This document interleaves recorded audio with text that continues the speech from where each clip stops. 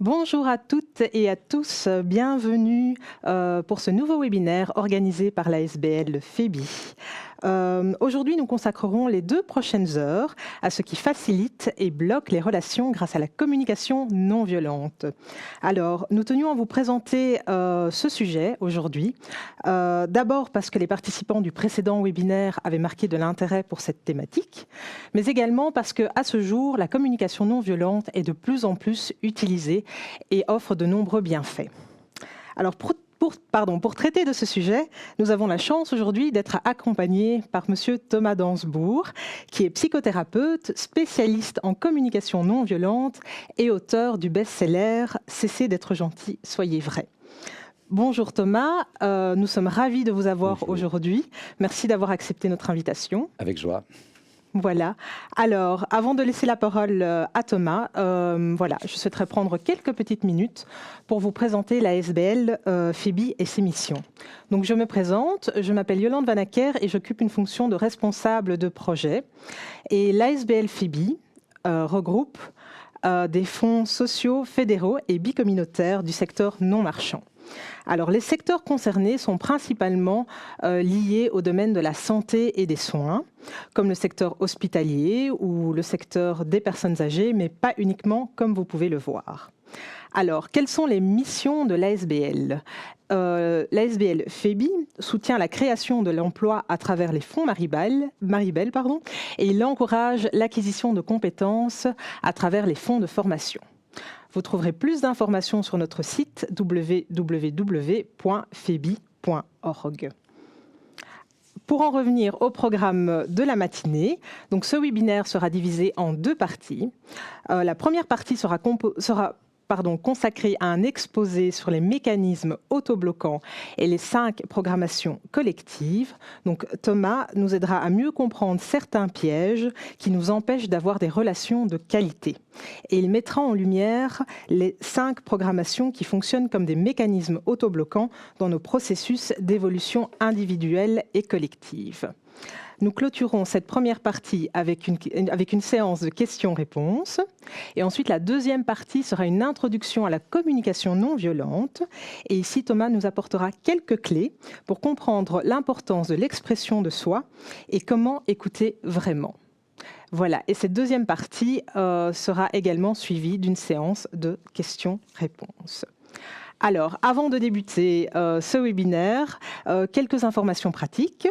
Donc, si vous avez une question pour notre intervenant pendant l'exposé, vous pouvez le faire et vous cliquez sur le bouton « Poser une question » qui s'affiche en bas à droite de votre écran. N'oubliez pas ensuite de cliquer sur « Soumettre » pour que la question soit validée. Et vous pouvez poser vos questions tout au long de l'exposé et celles-ci seront traitées à la fin de chaque partie. Voilà. Je laisse maintenant la parole à Thomas pour cette première partie. Merci beaucoup Yolande, merci à votre équipe Yolande et à toutes les personnes qui ont permis cette rencontre. Merci à vous qui êtes derrière cet écran. Je suis toujours un peu impressionné de parler à des personnes que je ne vois pas. C'est bizarre comme sensation. J'ai plutôt l'habitude de parler à des personnes avec qui je suis en relation et que je sens respirer ou pas dans la salle.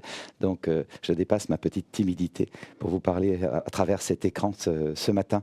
Ravi de vous proposer ces quelques clés de connaissance de soi au service de la qualité de la relation à l'autre. Vous aurez sans doute perçu, c'est difficile d'être proche de l'autre si nous n'avons pas appris à être d'abord proche de soi-même. C'est difficile de comprendre l'humain qui est là devant si nous n'avons pas travaillé à bien comprendre l'humain qui est là dedans. Et nous aurons du mal à avoir de l'empathie par là si nous n'avons pas appris à développer de l'empathie par ici. L'empathie, ça ne se décrète pas, ça se pratique. C'est comme un jardinage, c'est un processus. Nous avons besoin d'apprendre ça petit à petit. Et il est très rare que dans nos formations, dans nos éducations, nous ayons appris à avoir une belle et bonne et profonde empathie pour nous-mêmes, le premier humain dont nous avons la charge, et en sorte de pouvoir avoir des relations empathiques avec tous les autres humains sur la planète. Ça n'est pas encore dans les programmes scolaires, figurez-vous. Il est plus que temps, évidemment, qu'on pense à insérer ça à côté de lire, écrire et calculer. J'apprends à me connaître pour pouvoir mieux me piloter à travers l'existence, et en me connaissant mieux, je comprendrai mieux l'autre. Ces clés sont évidemment fondamentales pour la citoyenneté d'aujourd'hui. Mais bon, c'est un autre sujet. Nous avons donc besoin de nous donner un peu d'empathie. Et c'est ce qu'on va faire ce matin pour comprendre certains mécanismes dans lesquels nous pourrions passer notre vie durant sans même les voir. Rappelez-vous qu'on ne peut pas sortir d'un piège tant qu'on ne sait pas qu'on est pris dedans. La première étape pour sortir d'un piège, c'est réaliser, tiens, ce que je prenais pour un espace de liberté est au fond un enfermement que je ne voyais pas jusque-là et qui peut se révéler infernal, évidemment. Et donc, je nous propose de voir, pour évoquer ces différents pièges, que nous avons une sorte de... Enfin, nous avons beaucoup de dénominateurs communs entre humains, mais particulièrement nous avons celui-ci. Depuis bientôt 25 ans que j'accompagne les humains dans les cycles et saisons de l'existence. Certains savent que mon premier métier, c'était d'être avocat, et puis je me suis occupé de jeunes de la rue pendant 10 ans, jeunes pris dans la drogue, la délinquance, etc. Et puis je suis thérapeute depuis maintenant plus de 20 ans, bientôt 25. Eh bien, et il me semble qu'il y a vraiment un dénominateur commun qui nous rassemble, c'est le profond besoin de sentir que nous trouvons notre fil rouge, intérieur, là où nous sommes bien axés, bien alignés, bien portés par la vie, bien créateurs, bien en déploiement de tous nos talents, bien au service de la vie communautaire. Nous sentons cet appel, me semble-t-il. Et une des caractéristiques de ce fil rouge, c'est que nous aimerions sentir que nous sommes à même de vivre des relations vraies, profondes, fécondes et fluides. Vrai. Nous sommes fatigués des relations fausses, avec des agendas cachés, des grimages et des masques, de l'hypocrisie, de la langue de bois. Nous sommes fatigués de ça. Nous avons besoin d'avoir des relations vraies, avec soi-même d'abord et avec les autres. Profondes. Nous sommes fatigués des relations de surface qui n'adressent pas, comme on dit en franglais, les vrais enjeux, qui ne rencontrent pas les vraies préoccupations. Nous voulons des relations profondes. Fécondes, nous sommes fatigués des relations qui ne débouchent sur rien, qui n'ont pas de valeur ajoutée, qui tournent en rond. Nous sentons profondément cet appel à avoir des relations fécondes avec nous-mêmes, bien sûr, mais toutes les parties de nous, mais aussi avec les autres autour de nous, dans notre couple, notre famille, nos équipes de travail, bien sûr, notre quartier, etc. Et enfin, nous avons vraiment besoin d'avoir des relations fluides. Nous sommes fatigués des irritants, et surtout des irritants systématiques. Vous savez, on dit d'un âne qu'il n'achoppe pas 2 fois sur la même pierre. Eh bien, nous autres êtres humains, dans notre couple, dans nos familles avec les enfants, dans nos classes avec les élèves, dans nos équipes de travail, partout, combien de fois n'achoppons-nous pas sur des pierres qui sont pourtant là évidentes, et nous, au lieu de nous arrêter pour retirer la pierre tranquillement et rendre le chemin plus facile, eh bien on trébuche systématiquement dessus. C'est fatigant. Nous avons besoin d'avoir des relations vraies, profondes, fécondes et fluides. Tous les dessins ont leurs limites, mais c'est pour donner une perspective d'expansion que je mets ce petit fil rouge là au tableau, et nous y reviendrons d'ailleurs tout à l'heure. Si c'est ça que nous cherchons, qu'est-ce qui fait que c'est pas ça que nous vivons ? C'est quand même incroyable. Nous allons sur la Lune, nous creusons des tunnels sous la Manche, nous roulons dans des TGV à 400 à l'heure, nous sommes dans des performances incroyables sur le plan d'Internet pour relier le monde, etc. Et oui, nous sommes compétents dans l'ordre du faire, F-A-I-R-E. Mais pas si compétent dans l'ordre de l'être. L'être avec soi, l'être avec l'autre, l'être avec la vie. C'est rare que nous ayons développé ces compétences, ce qui fait que nous sommes souvent encore dans de vieux réflexes et de vieilles habitudes qui ont créé vraiment le paradigme dont nous voyons que nous sommes en train de sortir. Et pour moi, c'est précieux dans cette période de transition de réaliser comment a fonctionné l'ancien paradigme pour pouvoir éviter d'entretenir ces pièges-là et pouvoir créer un nouveau paradigme. L'époque que nous vivons n'est pas juste une petite crise. Les prospectivistes, les chercheurs, les sociologues nous disent que nous sommes dans une période de transition aussi importante qu'entre le Moyen-Âge et la Renaissance. Donc c'est une grosse charnière entre 2 façons d'être au monde. Et je souhaite que nous puissions chacun, là où nous sommes, avec les moyens, même menus que nous avons, contribuer au changement en lâchant ce qui a besoin d'être lâché. Alors, entrons dans les pièges, si vous le voulez bien. Ces pièges, je les développe dans mon dernier ouvrage, je les côtoie dans mon travail depuis plus de 10 ans, ils sont apparus de plus en plus clairement dans mon travail d'accompagnement des personnes, et je les ai mis au clair dans mon dernier ouvrage, dont je pense que nous parlerons tout à l'heure, qui s'appelle « Notre façon d'être adulte fait-elle sens et envie pour les jeunes ?» Autrement dit, est-ce que les jeunes, en nous voyant vivre, ont envie de grandir en se disant les adultes, c'est aligné, ils ont de belles valeurs que l'on voit, ils les mettent au monde, ces valeurs, ils les incarnent, et puis en plus, ils ont réussi à avoir avec le temps un rapport qui est vraiment doux et généreux, et donc j'ai envie d'être adulte. Pas. La plupart du temps, la réponse à cette petite question, pas trop. La plupart du temps, malheureusement, les jeunes, en nous voyant fonctionner, se disent qu'ils sont un peu timbrés. Hein. Ils ont des valeurs qui ne vivent pas, ils sont à des rythmes débiles, ils ne sont pas incarnés, ils planent, ou ils sont complètement débordés, stressés, tendus. Moi, j'ai pas trop envie d'être adulte, je reste dans un état d'adolescent, peut-être d'adolescent perpétuel.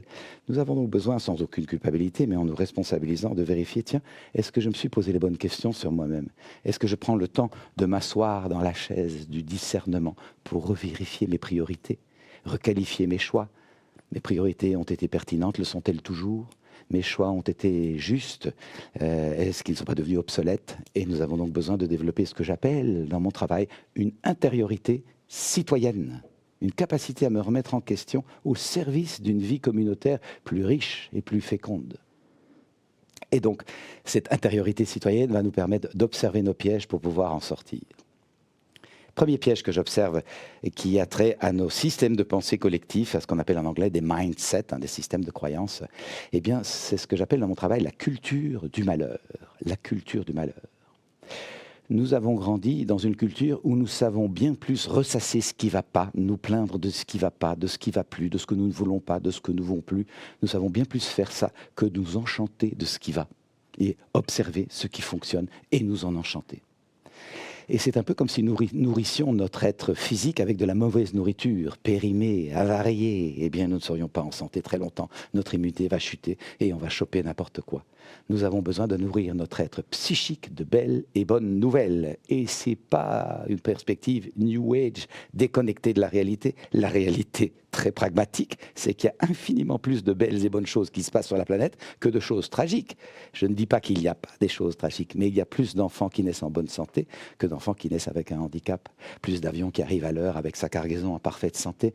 Et c'est un miracle de technologie et de savoir-faire humain que d'avions qui malheureusement s'écrasent. Mais effectivement, la seule chose qui occupe les journaux et donc les consciences et les systèmes de pensée, c'est la tragédie. Mais pourquoi ça ? Il s'agit de s'occuper de la tragédie, bien sûr, et d'améliorer la santé des enfants, bien sûr, et des parents, et éviter les accidents d'avion. On est bien d'accord, l'un n'empêche pas l'autre. Mais la vraie réalité, c'est que si nous avions célébré tout ce qui va bien, il resterait un peu de temps, mais pas autant, pour malheureusement nous consoler de ce qui ne va pas. Remettons les choses à la bonne place, quittons la culture du malheur qui peut malheureusement confiner dans un certain goût du drame. Un certain goût du drame, un certain goût à en rajouter une couche. Et je vous invite simplement en toute simplicité, en toute humilité, en toute humanité à vérifier, tiens, quand vous recevez une pique, est-ce que vous vous mettez à l'écoute de l'autre pour voir, tiens, pourquoi tu m'envoies une pique? C'est quoi? Comment tu te sens? Qu'est-ce que tu aimerais me dire? C'est quoi le message derrière? Est-ce que c'est ça votre attitude? Malheureusement, la plupart du temps, vous recevez une pique, vous en renvoyez 2. Vous avez une critique, vous en envoyez 3. Il se passe quelque chose de douloureux, de difficile, vous rajoutez à la douleur déjà immédiate des lamentations sur la douleur. Les orientaux ont bien perçu ça. Il y a la peine et puis il y a la souffrance. La peine, c'est quand je me suis coupé, par exemple. C'est mal, enfin oui. Mais j'ajoute de la souffrance en me plaignant. Ce n'est qu'à moi que ça arrive, c'est quand même pas possible, c'est invraisemblable. Et qui a laissé traîner ce morceau de verre dans mon jardin pour que je me coupe et je me lamente. J'ajoute une couche qui est vraiment pas nécessaire, ça va pas m'aider à guérir. Et donc, j'apprécie cette sagesse des orientaux de pouvoir dire, j'ai mal, qu'est-ce que je fais? Je me soigne rapidement. Et puis, je n'encombre pas mon esprit avec des lamentations qui ne vont ne servir à rien. Je mets mon énergie à aller mieux, à me transformer. C'est une question de choix dans sa tête, de mindset, de système de pensée. Je m'accroche à ce qui ne va pas ou je m'ouvre à ce qui va. Et je vous donne un exemple rigolo que je tiens de mon ami Guy Corneau. Certainement, pas mal d'entre vous ont pu connaître Guy Corneau qui venait régulièrement en Belgique donner des conférences, a écrit de nombreux livres. C'est un psychanalyste québécois, jungien, donc avec une très belle dimension spirituelle dans son travail, très ouverte bien sûr, et qui malheureusement est décédé à 4 ans. Guy était, non seulement j'ai beaucoup appris avec lui, c'était un bon maître pour moi, puis c'est devenu vraiment un très très grand ami, très proche. J'ai beaucoup collaboré, travaillé, co-créé des choses avec lui. Dans une conférence sur le couple, il pointait cet enjeu de la culture du malheur. Il employait un autre mot, mais le fait de l'attachement au drame, à la difficulté qui peut effectivement nous plomber. Et il disait ceci, imaginez que vous rentrez un soir de votre journée de travail ou à l'extérieur, votre conjointe, compagnon, compagne de vie, époux, épouse, est rentré un peu plus tôt, a préparé un bon petit repas. Il y a une odeur délicieuse dans la maison et la table est mise, il y a un beau couvert, il y a même une petite bougie, la bouteille de vin est prête et vous vous dites tiens, qu'est-ce qui se passe? Est-ce que j'ai loupé quelque chose? Il y a un anniversaire? Non, non, le dit l'autre, c'est pour le simple plaisir, je suis rentré plus tôt, je voulais te faire une surprise et vous vous dites c'est super, c'est charmant et vous êtes amoureux, amoureuse comme au premier jour. Vous revenez le lendemain, même scénario. petite odeur de cuisine délicieuse, la table est mise, le conjoint est rentré plus tôt à préparer un petit repas. Et là, vous vous dites, tiens, c'est quand même bizarre. Mais bon, puisque c'est là, vous en profitez, et tant mieux. Voilà, la soirée se passe bien. Vous arrivez le 3e jour, même scénario, et là, c'en est trop. Qu'est-ce que tu me caches? Et vous allez être accusateur, critique, suspicieux. C'est pas normal de s'enchanter 3 jours de suite. Vous vous seriez plombé la soirée en vous chamaillant, comme ça arrive malheureusement dans beaucoup de couples, pour des choses complètement épidermiques, et souvent des petites collisions d'ego malheureuses, qui demanderaient juste un peu de nouveau d'assise dans la chaise pour avoir un peu d'intériorité et éviter ça, si on en avait reçu les clés depuis l'école, hein. J'insiste sur le point. Eh bien, vous seriez chamaillé 3 soirs de suite, vous auriez trouvé ça normal, vous auriez dit, bah oui, on n'est pas là pour rigoler, ça fait partie de la vie est une dure lutte. Mais là, vous vous enchantez 3 fois de suite, et ça devient suspect. Qu'est-ce qui fait ça? Qu'est-ce qui fait ça? Alors que si on vous avait demandé c'est quoi votre rêve, vous auriez dit mais moi je rêve d'avoir des relations vraies, profondes, fécondes et fluides. Et au-delà de ça, permettez-moi de vous passer un autre dénominateur commun, nous rêvons de vivre, nous rêvons de goûter à l'intérieur de nous un état de paix stable et transportable à travers les difficultés, parce que des difficultés, il y en a bien sûr, des conflits, des tensions, des deuils, parfois de certains traumatismes, mais nous aimerions tellement sentir que nous pouvons muscler, jardiner, c'est pas un clic sur l'ordi, hein, un état de paix suffisamment stable pour être transporté à travers ces difficultés. Et cet état de paix, nous rêverions de sentir qu'il est contagieux, qu'il est partagé, qu'il est rayonnant, qu'il impacte autour de nous, qui crée à nos tablés, dans nos équipes, là où nous allons, des climats de solidarité, de partage, d'ouverture, de synergie. Et c'est pas un mythe, hein. La plupart du temps, si vous appréciez des figures charismatiques, c'est qu'elles portent cet état de paix à l'intime d'elles et que ça se voit. Eh bien, je pense que nous tendons vers ça. Faites juste l'exercice dans les jours qui viennent. Arrêtez-vous sur image. Pourquoi je conduis mes enfants à l'école? Pourquoi je fais des courses? Pourquoi je prépare leur repas? Pourquoi je travaille? Pourquoi j'ai ce boulot? Pourquoi je tiens ma comptabilité? Eh bien, si vous allez de besoin en besoin, en besoin, en besoin, évidemment, au départ, c'est sécurité matérielle, confort pour mes enfants, appartenance au groupe, responsabilité dans la société. Oui, prendre soin des enfants, bien sûr. Mais derrière ça, la plupart du temps, le vrai besoin, c'est parce que tout ça va nourrir mon bonheur, mon état de paix. Peut-être pas le bonheur dans la joie, mais un état de paix intérieure. Ça semble être le besoin fondamental qui nous habite, un état de paix intérieure partagé, généreux. Eh bien, nous avons donc besoin d'apprendre petit à petit à nous aligner sur ce fil et pour cela à nous défaire de la culture du malheur et de ces petits vaccins. Dans mon travail, j'ai identifié un vaccin anti-bonheur, je vous l'ai cité, et il s'appelle comme ceci, on n'est pas là pour rigoler. On n'est pas là pour rigoler. Si une partie de votre cerveau serine cette petite phrase que nous avons souvent entendue dans l'enfance, vous tendez bien sûr vers le bonheur et cependant, comme le couple que je viens de vous imager, eh bien vous vous en interdisez, vous sabotez. Et aujourd'hui, c'est bien connu en psychologie, nous avons des mécanismes d'auto-sabotage. Nous sabotons cela même que nous aimerions vivre, par attachement à la souffrance. Ça peut paraître complètement contre-intuitif, mais je peux vous témoigner que je ne le croyais pas sur moi-même, mais que j'ai vu dans mon travail d'accompagnement, enfin quand j'étais moi-même en thérapie accompagné, j'ai vu mes mécanismes d'auto-sabotage. C'est pas gai hein, de voir, tiens, je me sabote moi-même. Moi qui croyais vouloir être heureux, joyeux, etc., c'est moi qui m'en empêche. Qu'est-ce qui fait ça? Après, comme thérapeute, j'ai rencontré ça tant de fois. Et vous pouvez sans doute percevoir l'enjeu citoyen qu'il y a là. D'apprendre à démanteler en soi les mécanismes d'autosabotage du bien-être. C'est un enjeu de santé publique, là. Ça devrait être appris partout. Parce que vous l'aurez vécu dans la famille, dans les équipes de travail, etc. Qu'est-ce qui fait qu'il y a quelqu'un qui vient, pardonnez-moi l'expression, foutre la merde? Si ce n'est cette habitude, cet automatisme, cette programmation, quelque chose de pavlovien, on le répète, sans remettre en question. Nous avons besoin donc d'observer cet mécanisme pour pouvoir en sortir et arrêter de nous saboter. C'est vraiment un enjeu citoyen. Et donc nous avons besoin d'apprendre. Ça s'apprend, ça ne tombe pas du ciel. Apprendre à co-créer, ça se co-crée ensemble, une culture de la collaboration, une culture de la joie, une culture de la paix intérieure stable. On cherche la paix ensemble. On veut vivre ça. Et donc on s'organise pour ça. Parce que le risque, sinon, c'est qu'on entretient la lutte avec soi, la lutte contre soi, la lutte contre les éléments. Et ça, malheureusement, ça a pas mal plombé l'ancien paradigme. On le voit bien encore aujourd'hui, combien nous avons besoin d'apprendre à sortir de la culture du malheur et de la culture de la lutte. C'est une déprogrammation importante.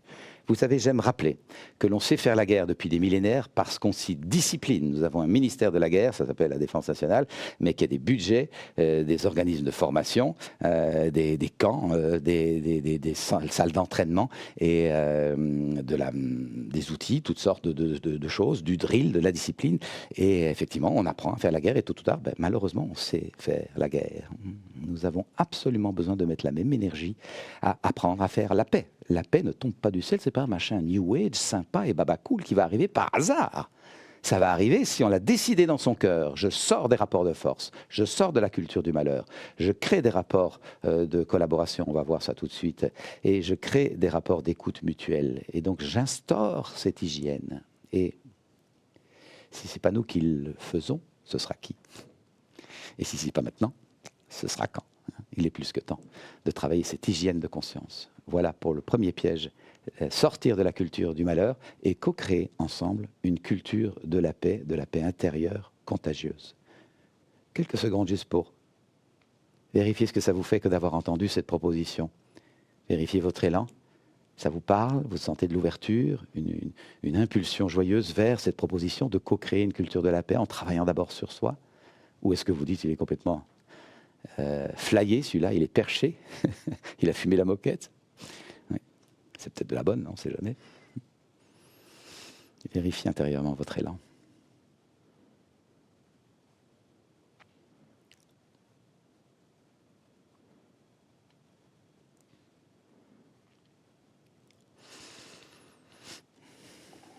Et puis je vous propose d'aller voir le deuxième piège. Mécanisme autobloquant. J'ai oublié d'évoquer pourquoi j'appelle ça autobloquant, c'est que tant qu'on est dans le piège, on ne peut pas en sortir. Donc nous sommes bloqués dans notre évolution individuelle, mais nous sommes aussi bloqués et bloquants dans notre évolution collective. Bloqués et bloquants. Nous empêchons les communautés dans lesquelles nous sommes d'avancer. Si nous avançons, ça a un effet d'entraînement. Deuxième piège, c'est l'habitude de vivre les rapports humains comme des rapports de force. Quand tout va bien, bien sûr. Mais dès qu'il y a un différent, dès que la différence s'instaure, dès que éventuellement un conflit se manifeste, eh bien, l'habitude des rapports de force nous fait entrer dans des mécanismes de domination, soumission, agression, démission, manipulation, séduction, fuite, bouderie. Tout ça, ce sont des rapports de force. C'est une vieille habitude. Et je vous invite simplement à vérifier vous-même.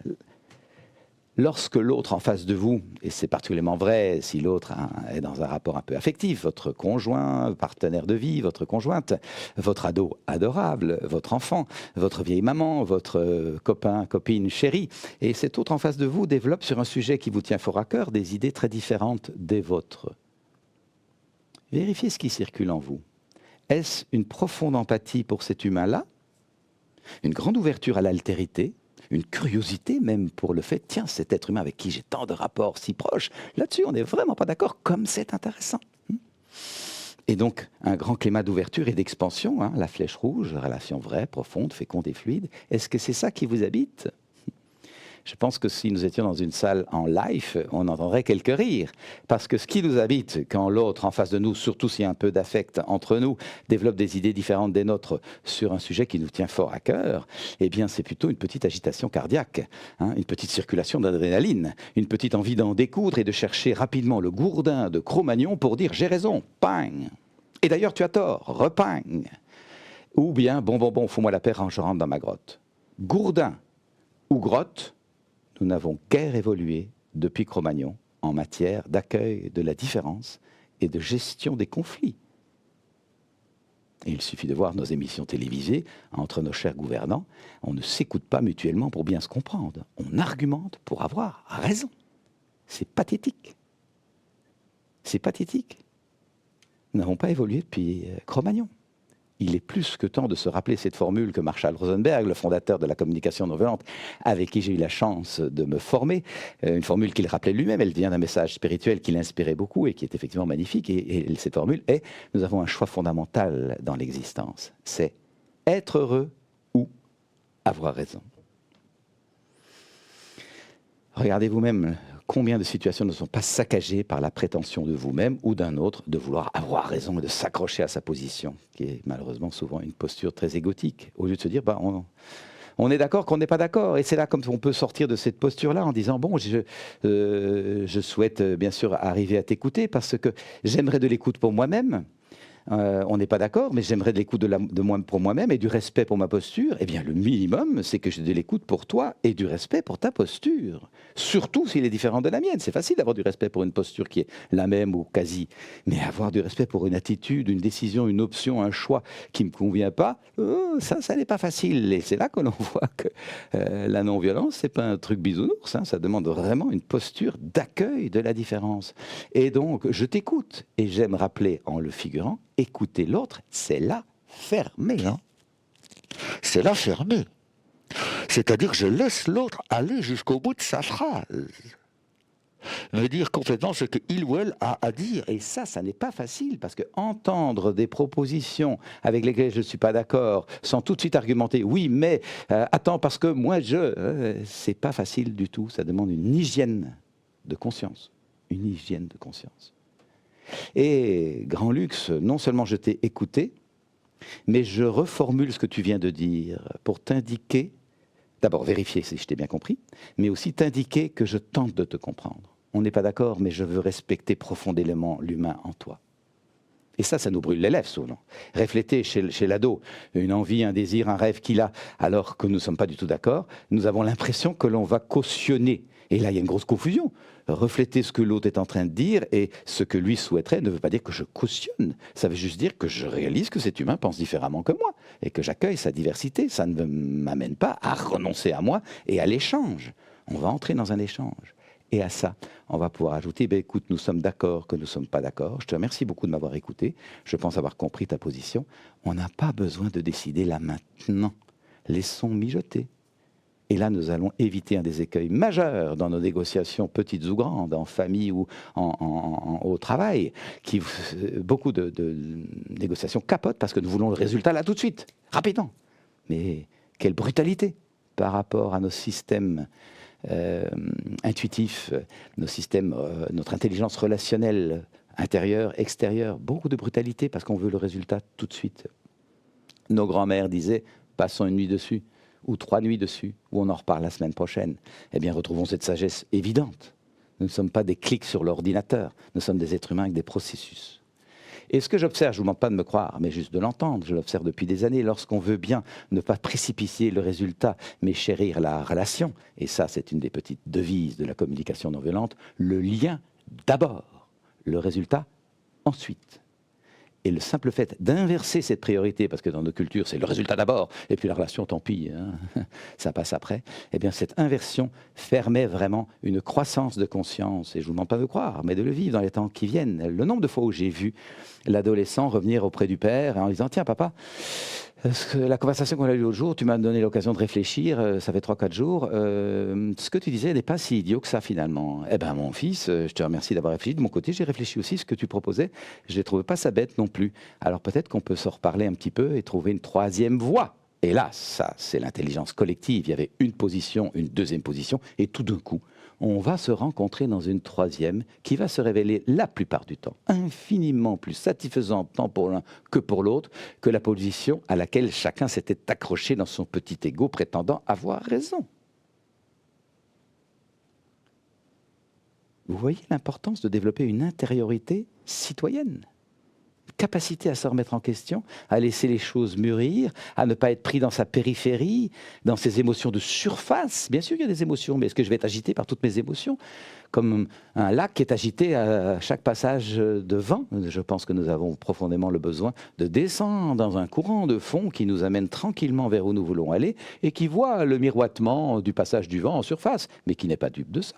Nous allons nous installer à un autre endroit de nous-mêmes. Là où les choses sont beaucoup plus posées, tranquilles et fédérantes, réconciliantes. Ça se travaille, voyez-vous, ça s'apprend. Vous avez appris les maths, l'histoire, la géographie, vous êtes des soignants, vous avez appris des techniques, des soins, vous avez appris à conduire une voiture et peut-être à faire du sport ou à parler des langues étrangères. Personne n'a dit que c'est tombé du jour au lendemain. Vous y avez mis du temps, de l'énergie, des efforts, de la pratique, du dépit par moments, ras-le-bol. Et petit à petit, cette pratique, cette discipline, cette aisance s'est instaurée et vous la maîtrisez maintenant. Eh bien, la paix, c'est du même ordre. La paix dans notre cœur, la paix dans la relation avec les autres, la paix avec la vie. Ça s'apprend. C'était le deuxième piège. Nous avons besoin d'apprendre à quitter les rapports de force et à commencer par nous-mêmes, les rapports de contrainte, les rapports de culpabilisation, les rapports de honte et de jugement sur nous. Nous avons besoin d'apprendre à lâcher ça et à nous accueillir dans notre humanité. Profondément être humain avec nous d'abord, pour pouvoir être humain avec les autres. Or, combien d'entre nous ne sommes pas encore pris par des jugements sur nous? T'es pas capable, t'es nul, t'y arrives jamais. Attendez, arrêtez de vous brutaliser, encouragez-vous. Au lieu de dire t'es nul, travaillez en communication non violente, votre sentiment et votre besoin. Je suis triste de ne pas y être arrivé, sentiment. Mon besoin, c'est de me faire confiance que je peux y arriver. Mais mon besoin, c'est aussi de demander un peu d'aide, parce que là, franchement, ça dépasse ma compétence. J'ai besoin de demander un peu d'aide? Ben oui, je demande de l'aide. Et je m'encourage. Qui va gronder un enfant qui trébuche quand il apprend à marcher? On l'encourage. Hein? On le relève, on lui dit ça va marcher, viens, tu as déjà fait 2 pas, bravo. Cette douceur, nous en avons énormément besoin. Regardez l'état du monde. S'il y a bien une chose dont le monde a besoin, c'est de la douceur. Commençons par nous. Petit moment de présence à la sortie de ce deuxième piège, quitter les rapports de force et co-créer des rapports de collaboration, partage et synergie.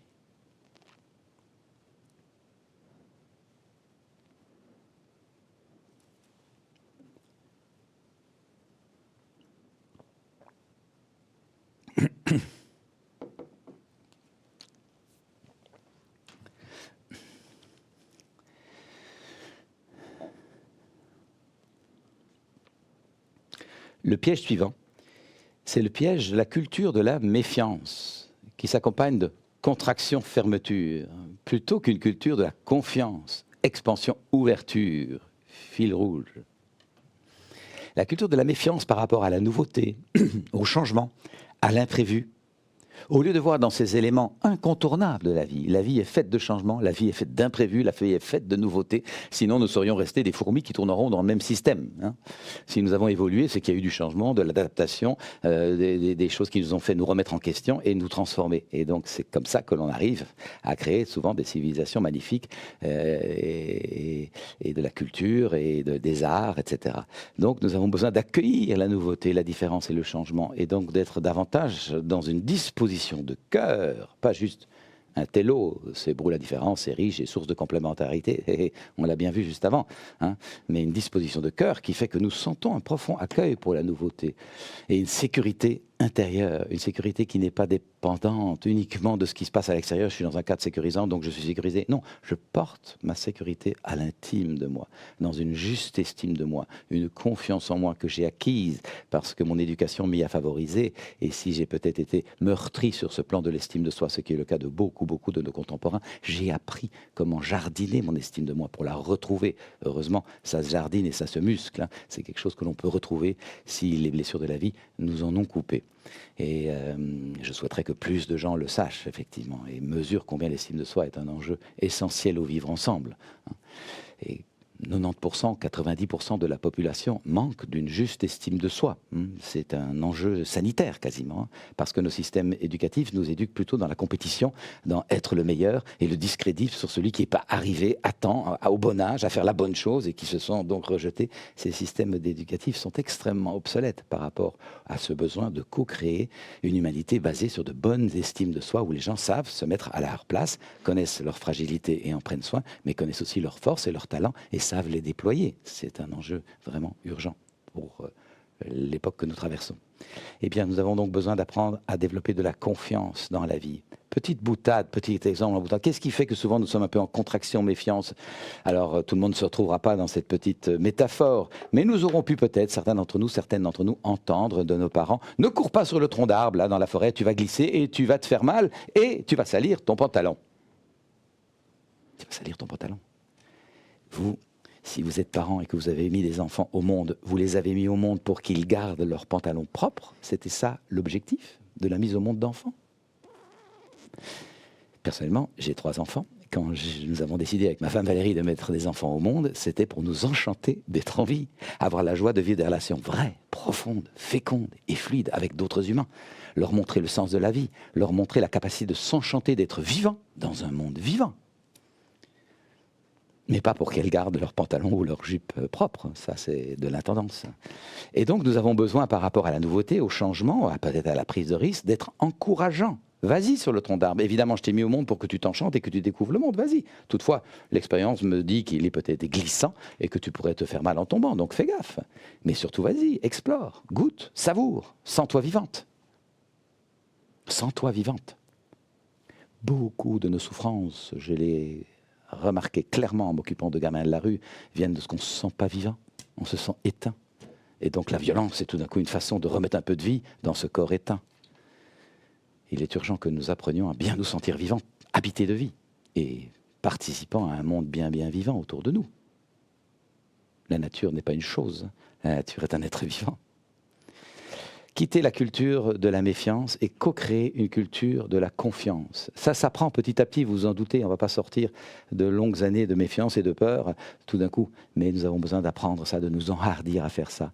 Et beaucoup de pratiques existent pour ça, bien sûr la communication non violente, mais le chant, la danse, l'expression théâtrale, l'improvisation nous permettent d'enlever un peu nos petites cloisons qui nous retiennent et de retrouver l'être bien vivant qui est en nous, et je nous encourage à vivre ça, bien évidemment. Petit moment de réflexion sur comment quitter la culture de la méfiance et co-créer, ça se co-crée, une culture de la confiance.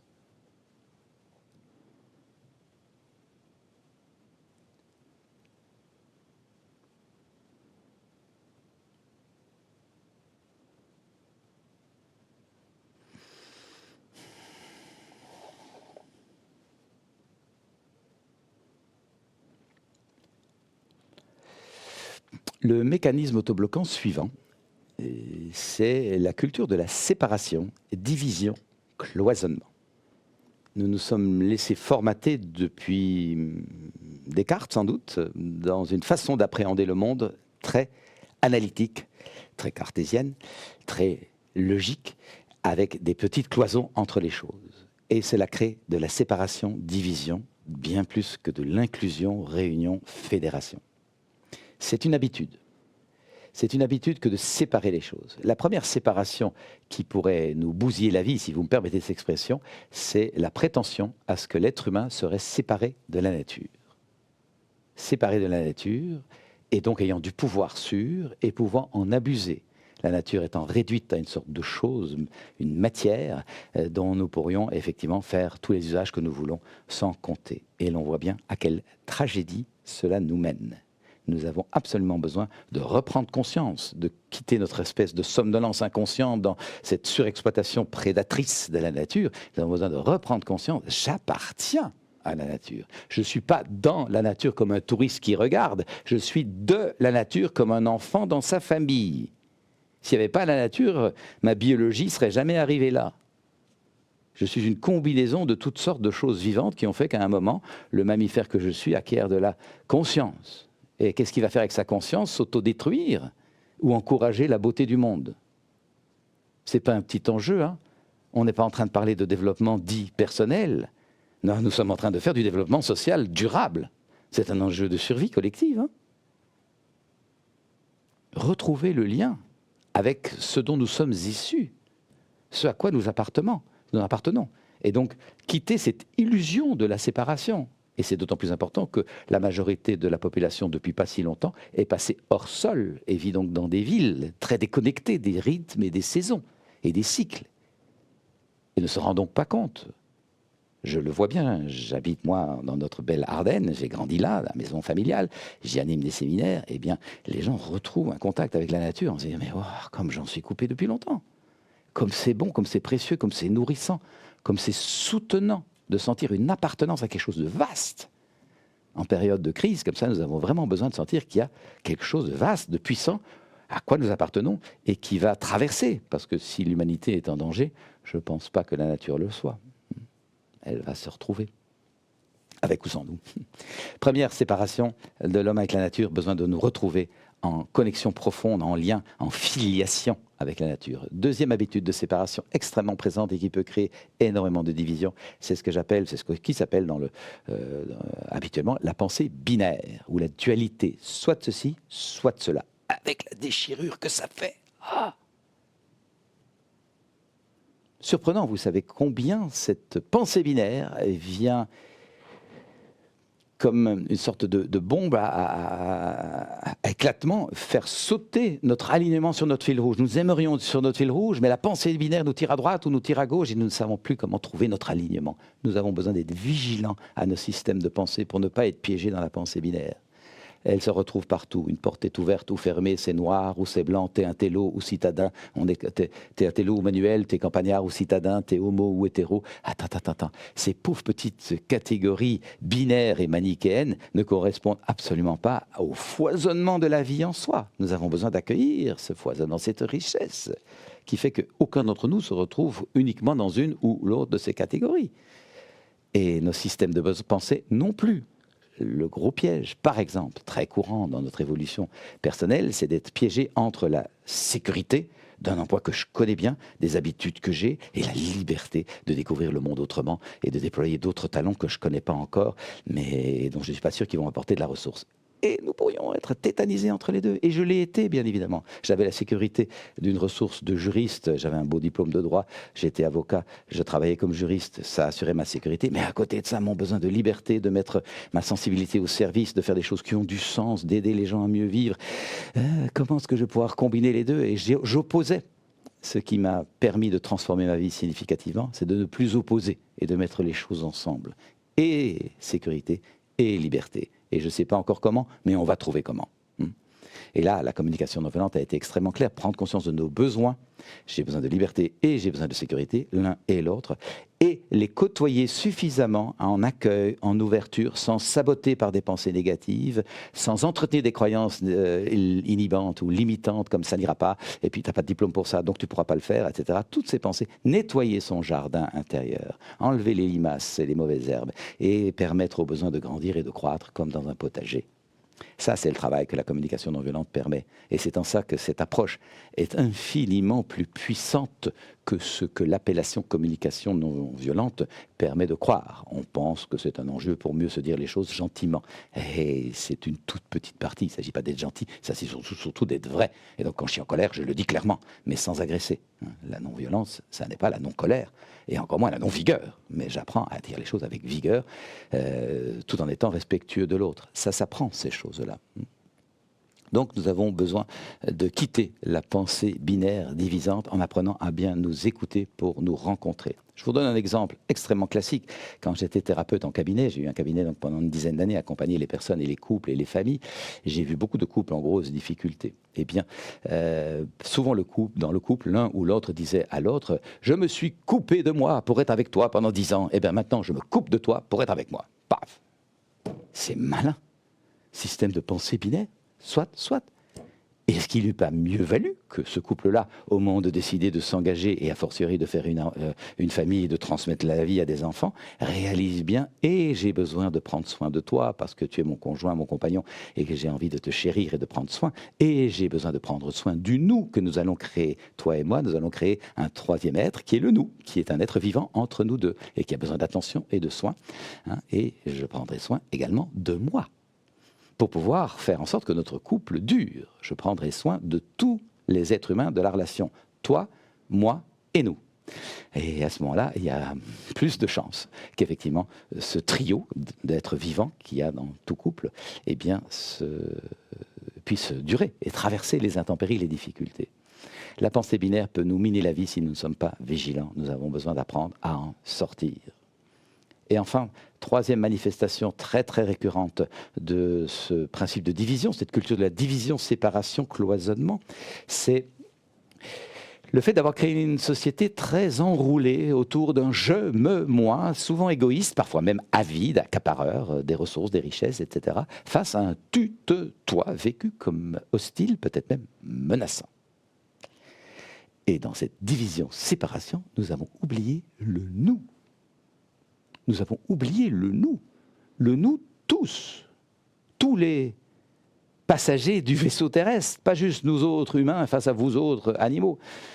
Non, pas un nous autres de tel parti politique face à vous autres d'un autre, ou de telle confession religieuse face à vous autres, qui rétablit de la division, de la séparation, du cloisonnement, et donc très souvent de l'hostilité, de la bagarre. Nous avons besoin d'élargir notre discernement pour ouvrir notre conscience à un nous tous. Nous sommes tous embarqués dans le même sort, nous sommes dans le même vaisseau. Et donc, humains, autres qu'humains, nous appartenons à la même planète. Il est plus que temps que nous sentions cette dimension et que nous puissions donc nourrir en nous des états de contemplation, des états de gratitude, des états de méditation qui nous permettent de réaliser ça. Ce n'est pas une petite partie toute seule, hein. Nous appartenons. Et devant les enjeux d'aujourd'hui, vous l'aurez perçu, il est plus que temps que nous apprenions à penser en termes de nous. Et ça commence par un nous intérieur. Est-ce que j'apprends à me réconcilier quand il y a une partie de moi qui tire par là et l'autre par là? Est-ce que je sais comment m'asseoir dans cette chaise du discernement pour réconcilier? La pratique de la communication non violente, que l'on va faire tout de suite dans la partie exercice, va nous aider à être à l'écoute de nos sentiments et nos besoins pour cesser de les mettre en division, en partage, en hostilité les unes avec les autres, et apprendre à d'abord créer ce premier nous, ce nous qui va pouvoir être contagieux autour de nous. Et puis dans la famille, est-ce que quand il y a un désaccord, je cherche le nous, ou je cherche à avoir raison à coup de gourdin, ou à aller bouder dans ma chambre en entrant dans ma grotte? Quelle est mon habitude? Et dans l'équipe de travail, quand il y a un désaccord, quand il y a une tension, j'ose aller nettoyer le conflit, aplanir les plis, vider les malentendus. Est-ce que j'ose? Est-ce que j'ai ce courage? Est-ce que c'est cette force d'aller frapper à la porte de mon superviseur pour dire là, je ne suis pas d'accord avec votre attitude, j'aimerais vous la dire. Ce n'est pas contre vous, mais c'est pour le bien-être de l'équipe. Seriez-vous d'accord de m'entendre? Et je mets les choses à plat. Et je citoyenne, si on osait inventer ce mot. Je citoyenne là où je suis. Pas facile, vous me direz. Non, on est d'accord, pas facile. Mais si ce n'est pas nous qui le faisons, ce sera qui? Et si ce n'est pas maintenant, ce sera quand? Nous avons besoin de sentir cet éveil de conscience et de co-créer ensemble le monde que nous voulons. Un monde où on s'écoute, on se rencontre, on met son ego de côté, on se défait de ses a priori, de ses croyances limitantes, on accepte de se remettre en question. Ces enjeux, je le redis, quitte à me répéter, devraient être appris depuis la maternelle. Tout citoyen qui va à l'école devrait apprendre avec lire, écrire et calculer, qui sont les 3 piliers fondamentaux. Comment je me sens? Qu'est-ce que ça dit de moi? Quels sont mes besoins et mes valeurs? Qu'est-ce qui me rend en joie, heureux, en expansion, sur mon fil rouge? Heureux de mettre le meilleur de moi au service de tous, parce que j'ai appris à connaître le meilleur de moi, je le connais bien et je sais comment le déployer. Mais nous aurions aussi besoin d'apprendre à savoir qu'est-ce qui m'attriste, qu'est-ce qui me peine, qu'est-ce qui me rend seul, frustré ou impuissant, ou qu'est-ce qui me terrorise ou me met en rage, et que j'ai besoin de comprendre avant que de faire payer ma colère aux autres. Hygiène de conscience, hein. Hygiène de conscience. On a, vous le voyez, dépassé l'enjeu du développement dit personnel, c'est du développement social durable. Moi, j'accompagne depuis des années des chirurgiens brillants dans l'ordre du faire, mais qui sont brutaux dans leur communication. Ils n'ont pas appris à passer les messages avec douceur, avec tact, avec empathie, que ce soit au patient lui-même. Parfois, on délivre un verdict et paf, le patient meurt de peur, pas de sa maladie, mais de terreur, de se dire « Ah, mon Dieu, au secours, qu'est-ce qui m'arrive ?» Dans la difficulté d'accueillir la famille qui est éprouvée, qui se demande ce qui va arriver.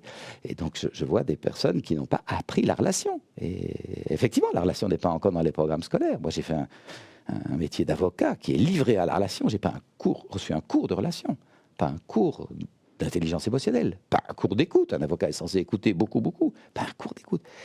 Nos formations sont extrêmement limitées par rapport aux enjeux du vivre ensemble. Et donc, c'est urgent d'apprendre ça. Apprendre à quitter la pensée, l'impression de séparation, division, et co-créer du nous. Petit moment de respiration pour goûter cette proposition. Créer du nous, là où nous sommes, quitter les rapports divisants de je et de tu.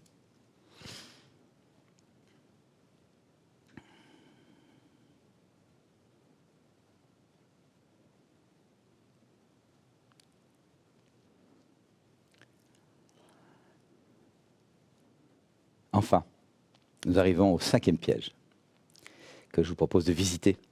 C'est le piège du faire, F-A-I-R-E, et de sa conséquence, la lutte contre le temps. Le piège du faire, c'est la course à tout bien faire. Qui d'entre vous ne dira pas ou n'a pas dit « Je suis piégé de choses à faire en choses à faire, je cours tout le temps. » De choses à faire en choses à faire, et j'en oublie d'être. Être avec moi-même, être avec les autres, être disponible, être à l'écoute de la vie. Ces moments de disponibilité à la vie font malheureusement souvent défaut parce que nous sommes piégés dans la course à tout bien faire. Le risque, vous l'aurez perçu, c'est que si j'ajoute de plus en plus de choses à faire dans la vie, inévitablement, il y a de moins en moins de vie dans les choses à faire. Tout est compacté. Et comme je me sens plus vivant, Je cherche des mécanismes compensatoires pour me sentir un peu vivant. Je picole un peu trop, je prends trop de sucreries, je mange un peu trop goulûment, je suis tout le temps sur les écrans pour voir qu'est-ce qui se passe, je me chamaille avec mon conjoint ou mes enfants parce que ça me donne un peu l'impression d'être vivante.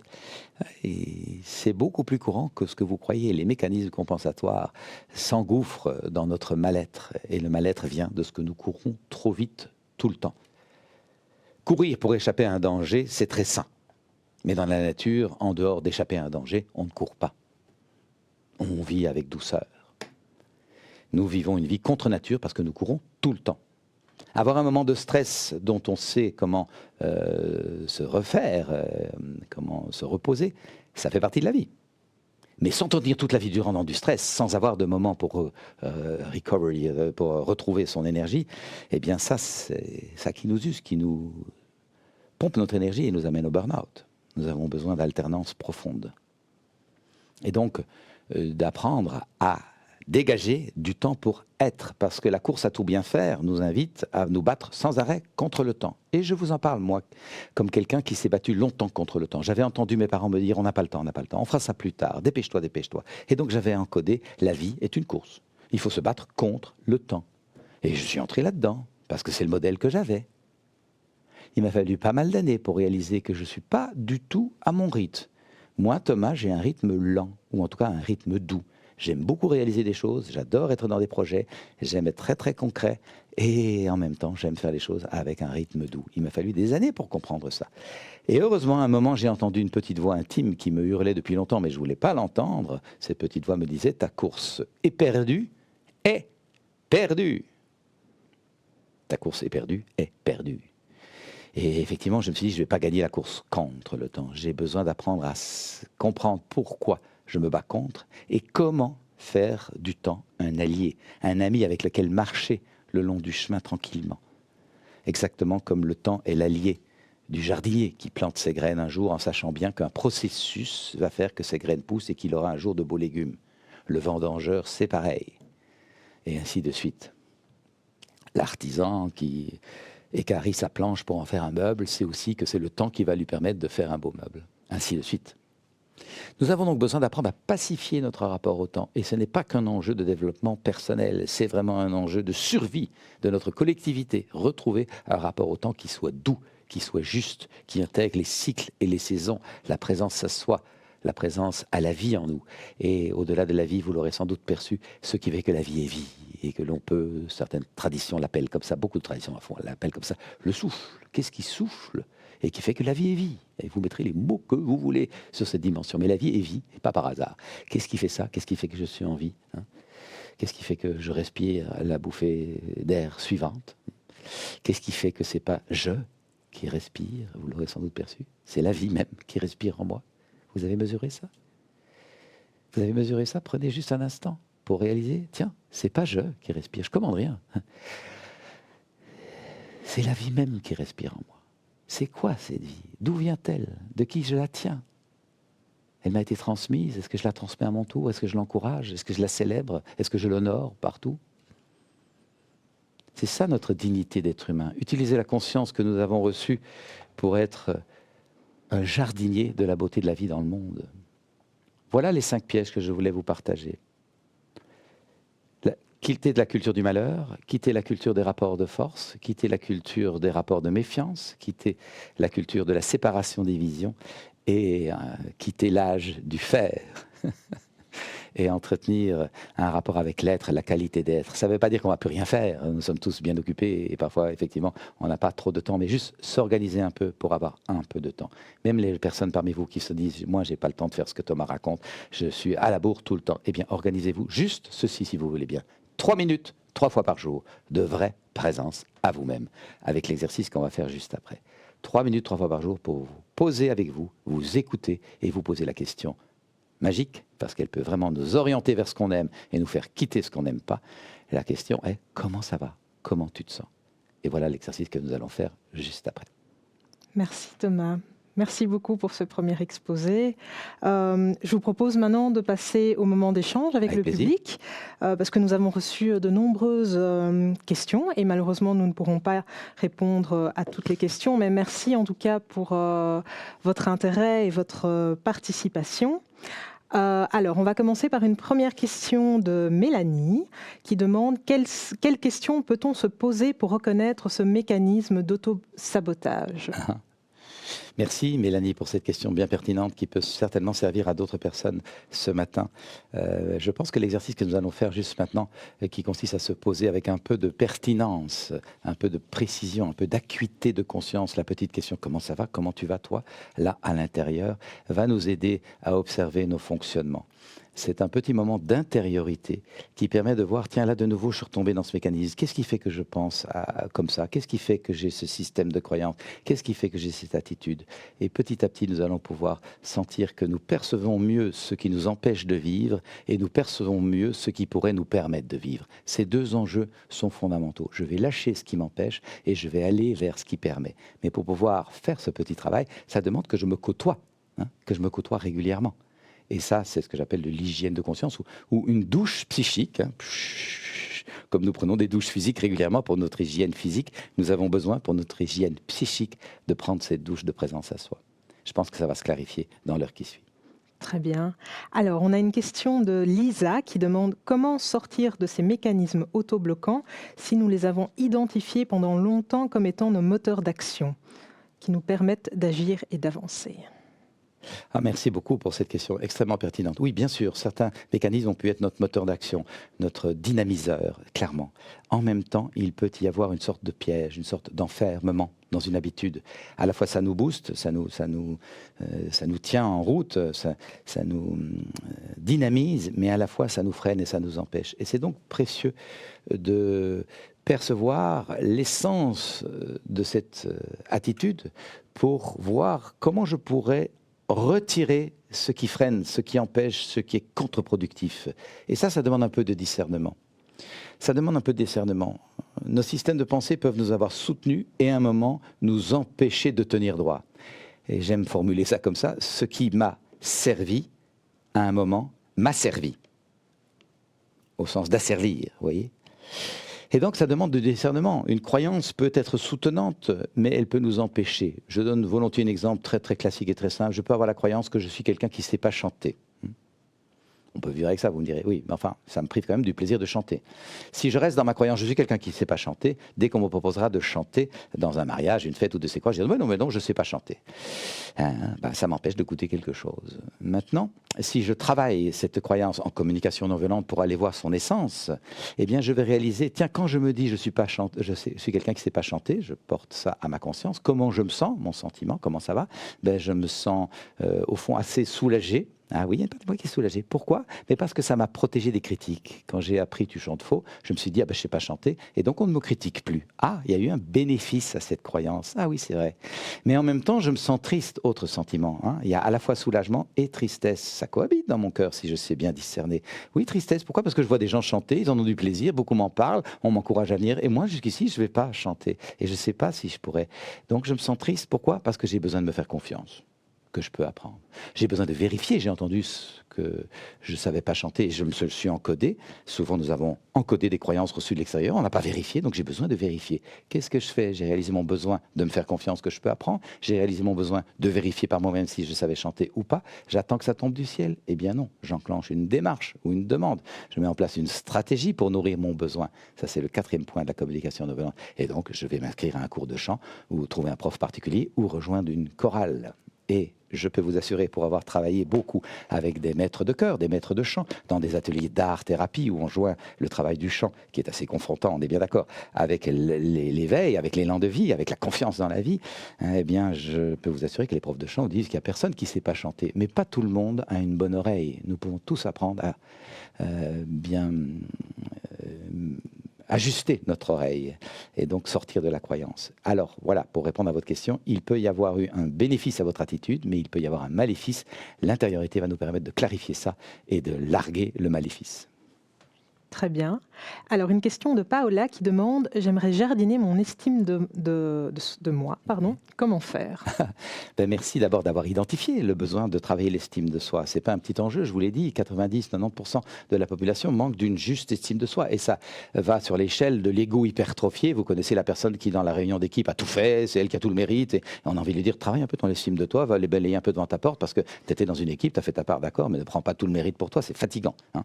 Et de l'autre côté, il y a la personne qui se rallie à l'opinion de tous en disant, vous êtes plus ancien dans la maison, vous êtes plus compétent que moi, je fais comme vous avez dit. On a envie de lui dire, attends, on te paye pas pour te rallier systématiquement à l'opinion de tout le monde, apporte ta valeur ajoutée, une nuance, une contradiction, un désaccord, c'est intéressant, on va créer du nous ensemble.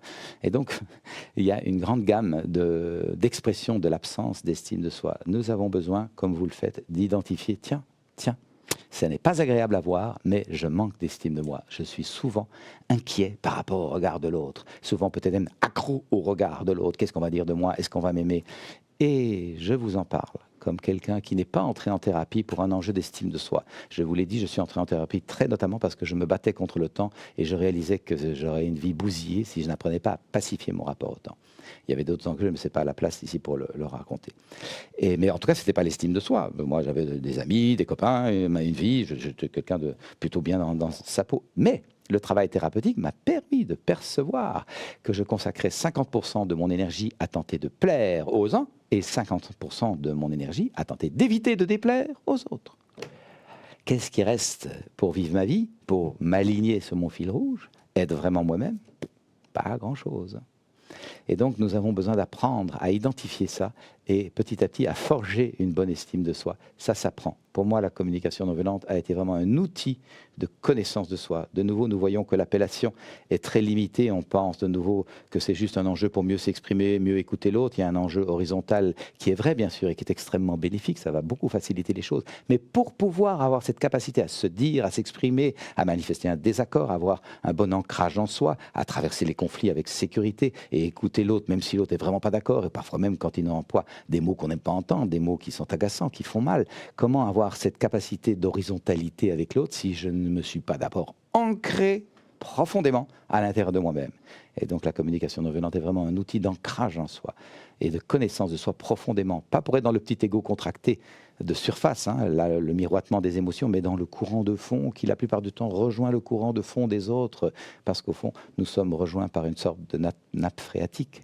Et ce que je vois, je vous l'offre comme ça, c'est que plus je m'ancre en moi-même, plus je hisse une sorte d'antenne, vous l'appellerez comme vous voulez, un capteur qui me permet de voir le sens autrement, d'être davantage inspiré et peut-être même inspirant. Très bien. Alors, une dernière question de Charlotte concernant le mécanisme autobloquant de la culture de la méfiance.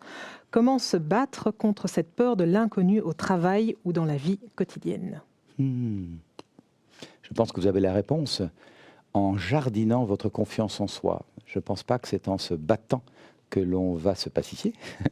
Les mots expriment bien le risque d'être de nouveau dans un combat, dans une lutte, dans une culture du malheur sur soi, sur les autres, sur la vie. Et donc en apprenant petit à petit à solidifier la confiance en soi, la confiance dans la vie, la confiance dans le fait que les choses ont plus tendance à bien se passer que mal se passer.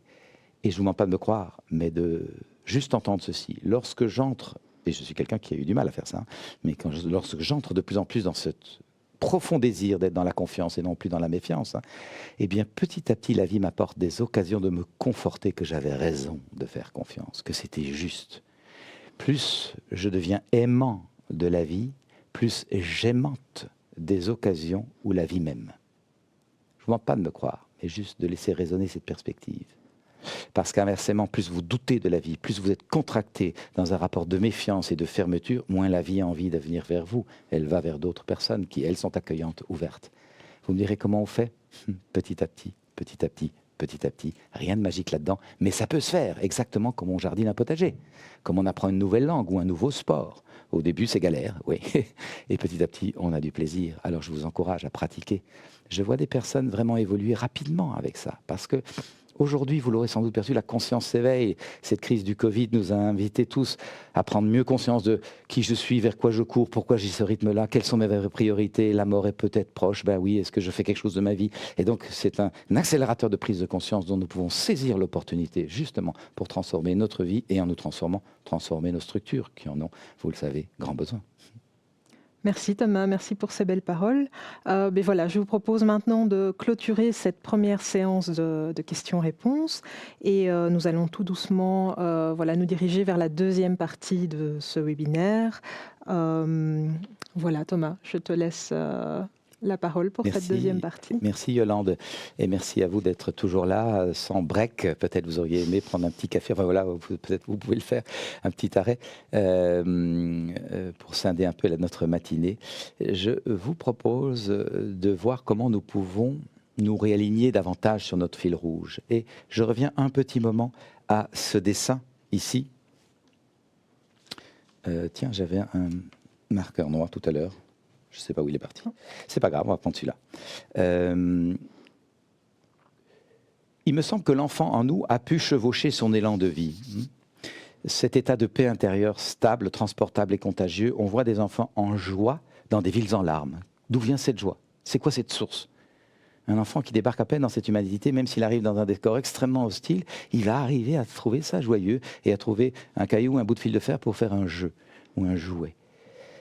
Et j'observe dans mon travail que les personnes qui ont traversé les difficultés de leur existence, qui ont accepté d'entrer dans leur peine, dans leur souffrance, dans leur deuil, dans les parties d'elles qui ont pu même être maltraitées, abusées parfois, qui acceptent d'aller voir ça, de nettoyer ça, eh bien, pratiquement, inévitablement rebondissent dans la joie. Je ne vous demande pas de me croire, hein, mais c'est ça qui donne mon énergie. Vous l'aurez perçu, j'ai beaucoup d'énergie à faire ce que je fais parce que je vois que notre vraie nature, c'est la joie et que nous nous laissons encombrer par des choses que nous ne nettoyons pas. Nous avons besoin de prendre une douche psychique pour retrouver cette fraîcheur. Eh bien, disons que l'enfant a pu être dans cet état de présence et de joie, à aimer ce qui est là dans l'instant, sans appréhension du futur, ni nostalgie du passé. À cet enfant qui goûte le plaisir d'être là, des parents bienveillants, habités des meilleures intentions, et puis ensuite des enseignants également bienveillants, souvent habités de bonnes intentions, et c'est parce qu'il y a très bonnes intentions qu'on ne voit pas l'effet collatéral qui peut être pénible ou dysfonctionnel. Des parents bienveillants et des enseignants bienveillants auront dit à son enfant, on ne fait pas les choses parce qu'on y est bien dedans et qu'on y goûte un profond contentement, on fait les choses parce qu'il est l'heure, parce qu'il est temps. Parce que c'est par ici, mais c'est jamais par là, voyons. On fait comme ceci, mais on ne fait jamais comme ça. Il faut travailler beaucoup, s'engager, trouver un emploi, trouver un conjoint, faire des enfants et ne pas oublier de payer sa pension de retraite et de téléphoner à bonne maman le soir de Noël.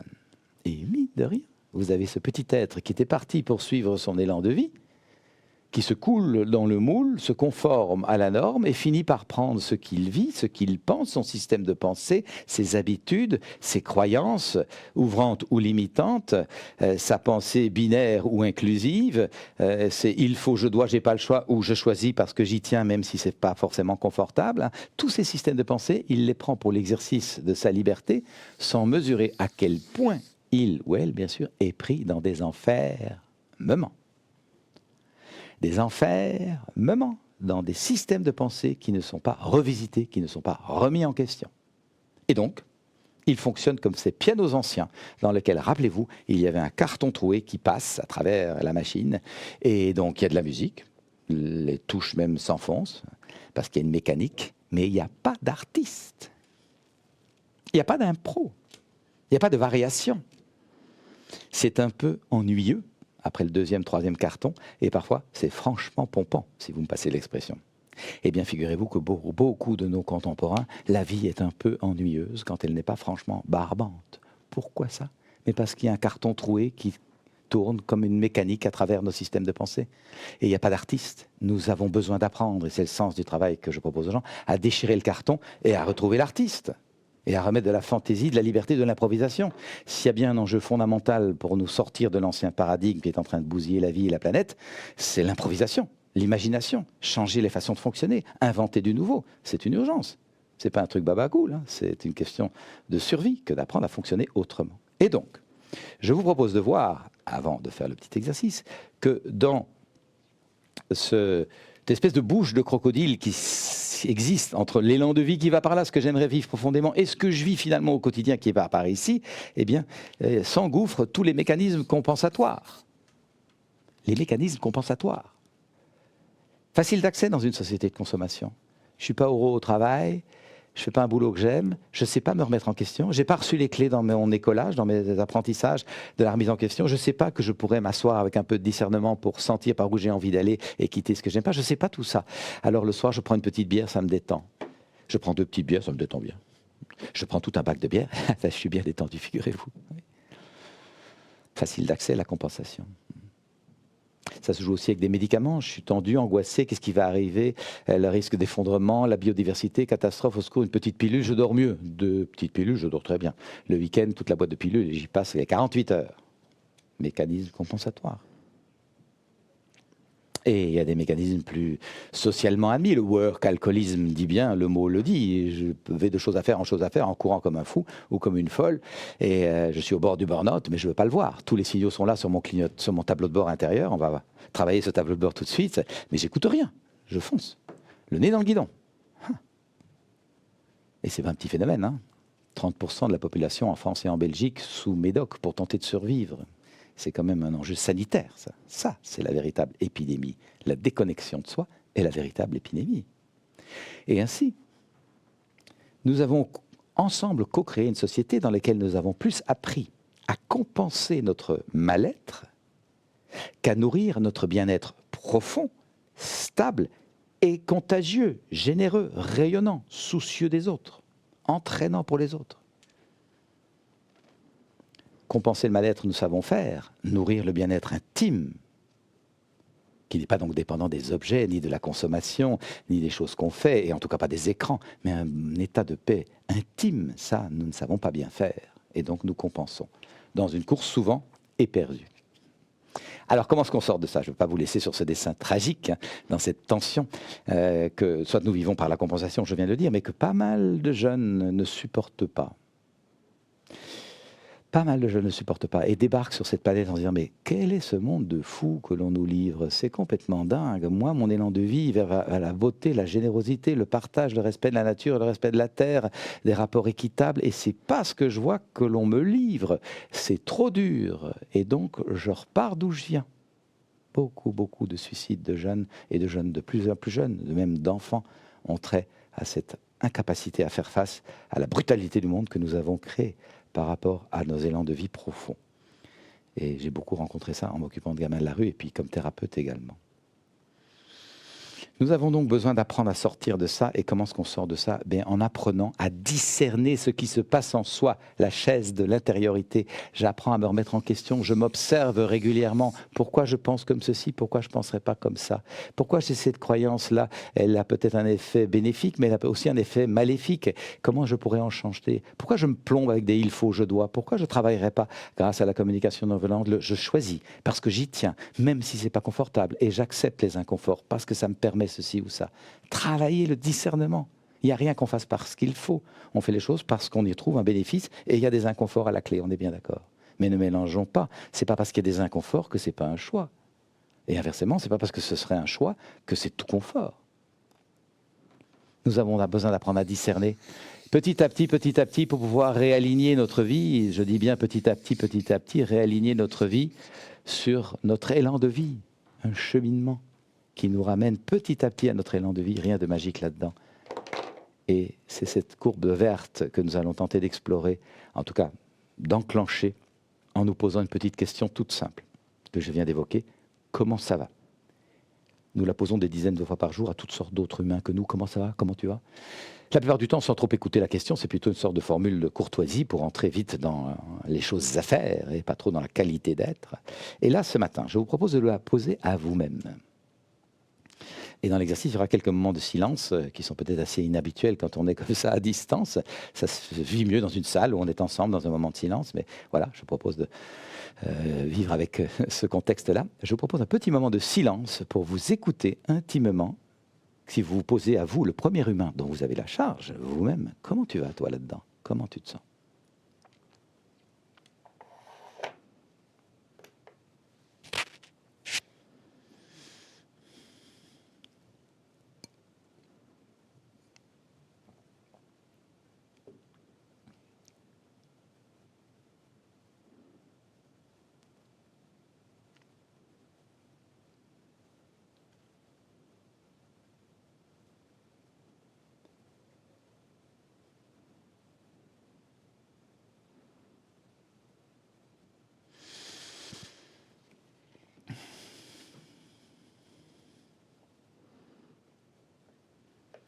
La plupart du temps, sauf si nous avons pratiqué quelques clés de connaissance de soi, ce qui peut bien sûr être le cas de plusieurs parmi vous, et peut-être de tous d'ailleurs, de tous et toutes, la réponse est assez simple. Ça va ou ça va pas. Avec des variantes subtiles, ça va bien ou ça va super bien. Et de l'autre côté, ça va pas du tout, ça va franchement pas du tout, du tout. Avec ce niveau-là de discernement, ça va pas, assez binaire, vous l'aurez perçu, vous n'avez pratiquement aucune chance d'orienter petit à petit votre vie vers les choses qui vous apportent de la gratification en les goûtant de plus en plus profondément. Et vous n'avez pratiquement aucune chance de démanteler ce que vous n'aimez pas, ce que vous n'aimez plus, ce qui vous empêche de vivre en orientant votre vie pour ne plus retomber dans ces circonstances dont vous avez bien compris, parce que vous savez comment les analyser, qu'elles ne vous apportent pas de bien-être. Avec la conscience basique, ça va ou ça va pas, vous pouvez que subir votre existence en espérant que ça s'arrange, s'il vous plaît.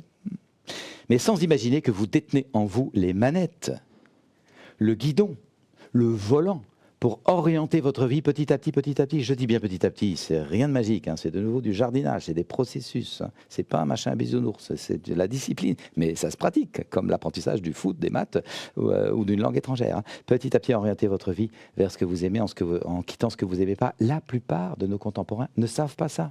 On leur a jamais dit. Tu peux t'asseoir dans la chaise du discernement et te poser quelques petites questions qui vont te permettre de mieux te connaître, pour mieux connaître ton potentiel, développer une intériorité transformante, un creuset de transformation qui va te permettre petit à petit de sentir par où tu veux aller et comment mettre en place le changement nécessaire en quittant ce que tu n'aimes pas. La plupart de nos contemporains ne savent pas ça et personne ne le leur dit. C'est pour ça que je suis tellement heureux d'être invité à vous partager ces clés, particulièrement dans le domaine de soins où vous êtes, qui a tellement besoin d'attention, de douceur, de présence et de se défaire de certaines vieilles habitudes de fonctionnement violent, structurel, liées à l'ancien paradigme. Je ne fais pas un dessin, mais les rapports de force, les structures, le système pyramidal peut avoir, pour beaucoup d'entre nous, plombé l'élan joyeux d'être au service. Nous avons besoin d'apprendre à transformer ça petit à petit de nouveau. Et donc, je vous propose de vous reposer la même petite question. Comment ça va?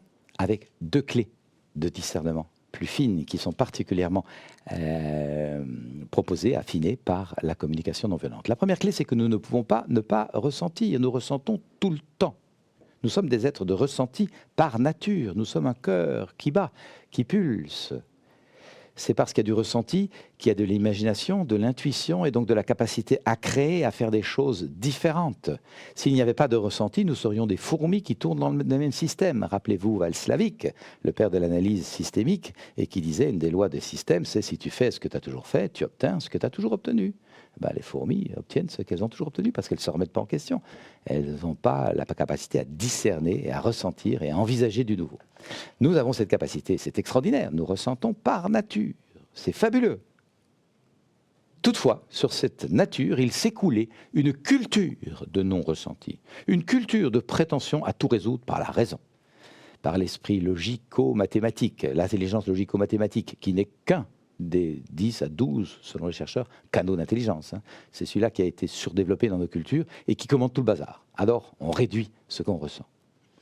Et j'ai pu rencontrer, c'est plus rare maintenant, parce que l'intelligence émotionnelle commence à être davantage accréditée un peu partout. Mais j'ai pu rencontrer, il y a 25 ans, des personnes qui me disent « ton truc sur les sentiments, ça, j'en ai pas besoin. Moi, je sens rien. Je prends des décisions cartésiennes, logiques et mathématiques, et tout va bien comme ça. » Attends. C'est pas que tu sens pas. C'est que tu sens pas que tu sens. Ce qui est extrêmement différent. Parce que vous l'aurez sans doute perçu, les émotions, le cœur qui bat, dont nous ne nous occupons pas parce que la raison prétend tout résoudre, eh bien t'inquiète que les émotions dont on ne s'occupe pas s'occupent de nous et peuvent nous emporter. Et c'est ça la violence. En coups et blessures, en rafales de mitraillettes, ou en mots cinglants, en mails fielleux, ou en haussement d'épaules critiques. Combien d'enfants n'ont pas souffert d'un haussement d'épaule ricaneur d'un professeur? J'ai travaillé avec des parents des adultes de 50 ans qui avaient encore mal au cœur d'avoir reçu un regard de dédain d'un professeur. Attention à nos habitudes, à nos automatismes. Nous avons besoin d'être vigilants, extrêmement vigilants à ce que nous transmettons, à ce qui se dégage de nous.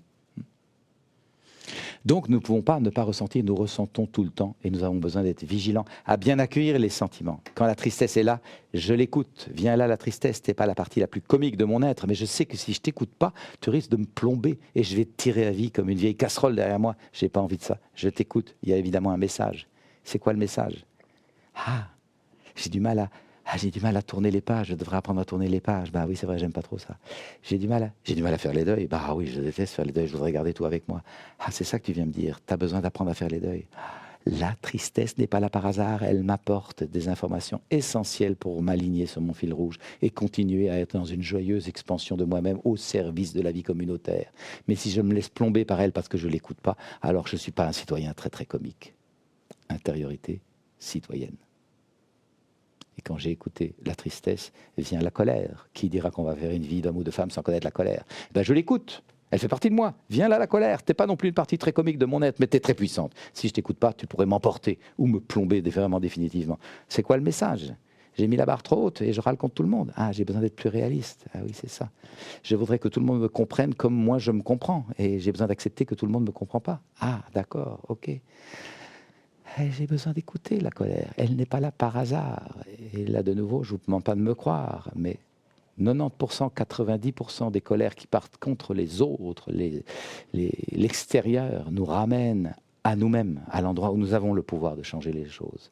Ça, c'est le pouvoir aussi puissant qu'ignorer de la non-violence. C'est je retrouve ma part de pouvoir pour changer les autres. Je vous l'ai déjà dit, la non-violence, ça n'est pas la non-colère ni la non-vigueur. Hein. Moi, j'ai appris à me mettre en colère grâce à la non-violence. Avant, j'étais beaucoup trop gentil.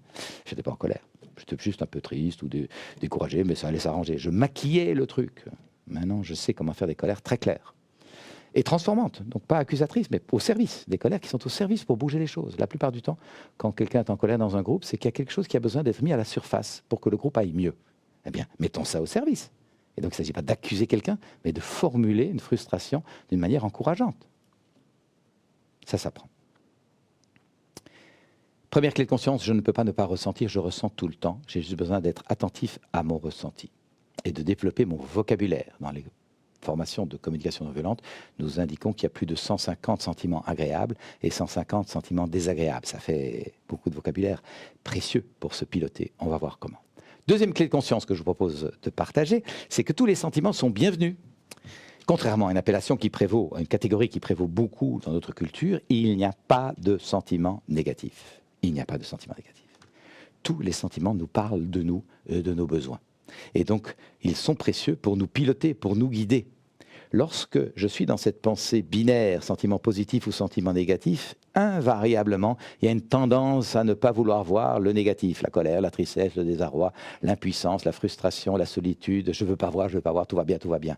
Et là, j'entre dans une mécanique de cocotte minute. Je balance tout ça dans ma cocotte. Mais la cocotte, elle n'est pas statique, elle est posée sur le feu du temps qui chauffe, et à un moment, paf, je vous fais pas un dessin.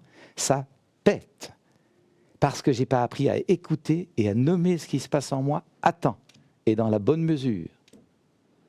À qui parmi vous ce ne sera pas arrivé d'être parti dans une colère qui va bien au-delà de ce que la circonstance justifie? Et c'est très souvent au retour à la maison, après les frustrations du travail, c'est le gamin qui s'en prend plein la figure. Ça, c'est vraiment de la violence quotidienne. C'est même, je dirais, un génocide quotidien sur les enfants qui n'est malheureusement pas dans les journaux.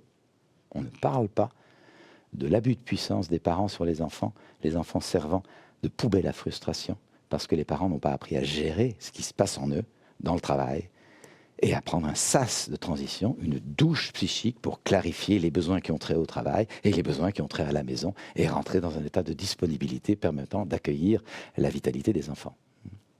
C'est vraiment un enjeu sanitaire. Nous avons besoin d'être vigilants, de développer notre intériorité citoyenne, pour éviter de transmettre des choses tragiques.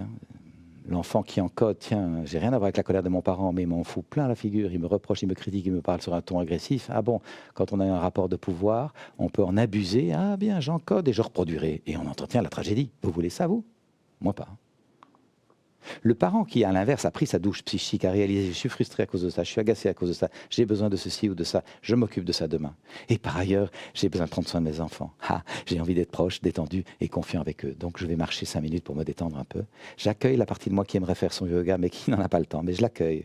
Je ferai mon yoga samedi ou dimanche. J'accueille la partie de moi qui aimerait juste prendre un bon bain pour se détendre pendant une demi-heure, mais j'accueille le fait que j'ai pas le temps parce que j'ai envie de m'occuper de mes enfants. Je donne donc la parole aux toutes les parties de moi, en sorte de rentrer dans un état de disponibilité. Et si le gamin fait une bêtise grande comme ça, je fais un ajustement grand comme ça, témoignant d'une attitude juste. Et le gamin qui me voit se dit, tiens, le parent, il est juste, il est ajusté, il gère ses contrariétés, ses frustrations. Eh bien moi, j'ai un code le modèle et j'ai envie d'être un être juste. Soyons vigilants au modèle que nous donnons à nos enfants. Nous avons donc besoin de sortir de la catégorie besoin, un sentiment positif, sentiment négatif, et de réaliser que tous les sentiments nous parlent de nous, ils sont précieux comme des clignotants sur un tableau de bord. Quand nous conduisons une voiture, nous avons toutes sortes de clignotants, enfin, ou de signaux, peu importe, de lumière, qui indiquent que des fonctions sont ou ne sont pas remplies dans la mécanique. C'est extrêmement précieux.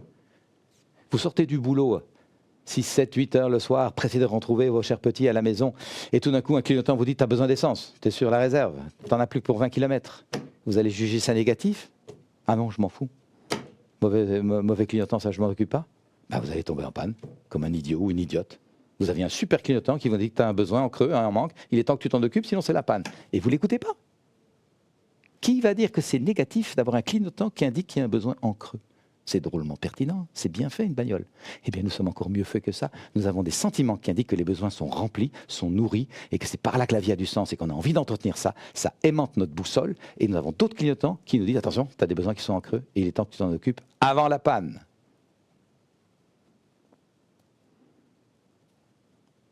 C'est ce qu'on appelle de l'intelligence émotionnelle, simplement. J'apprends à lire mes émotions, à les décoder, à bien les comprendre et à en faire bon usage pour transformer ma vie, retransformer ma vie, réajuster ma vie, ne pas rester installé dans un inconfort bien connu.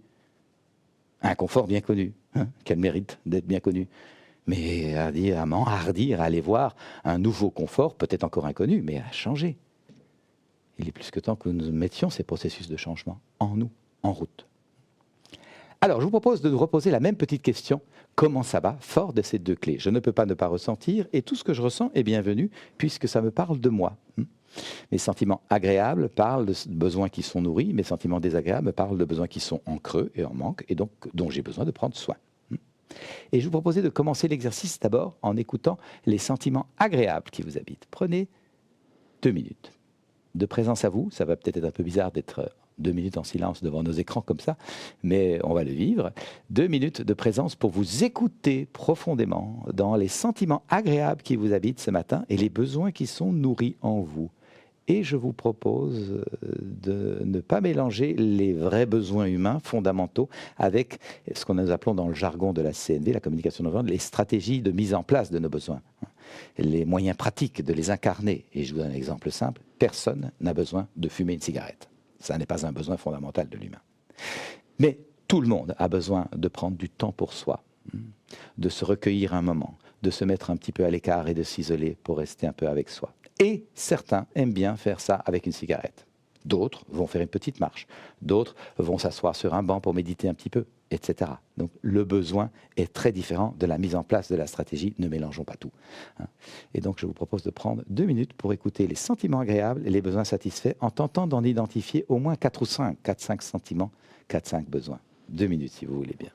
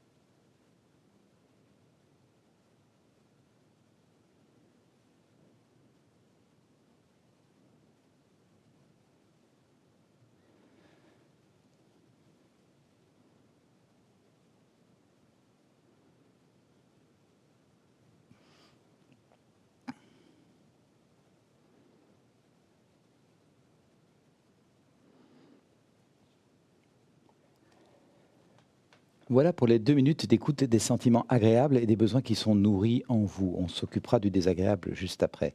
Je vous propose de vérifier votre état en ayant pris ce moment d'auto-empathie. Comment vous sentez-vous lorsque vous prenez ce petit moment pour écouter la partie de vous qui va bien, qui vit des sentiments agréables et qui a des besoins qui sont nourris? Ça fait quoi? Vérifiez.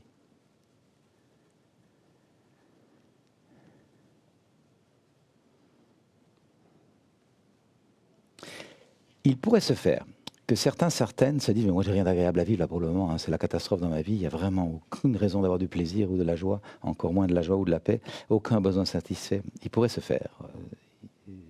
Nous passons parfois par des saisons d'hiver, j'appelle ça comme ça, et j'ai d'autant plus d'empathie pour ça que j'en ai bien connu, des moments où on a l'impression qu'il n'y a rien qui va. Toutefois, je nous propose de porter notre attention sur 5 petits points.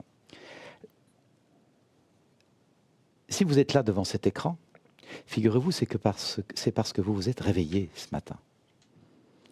Et pas tout le monde s'est réveillé ce matin. Des personnes sont restées endormies dans leur sommeil pour l'éternité, cette nuit.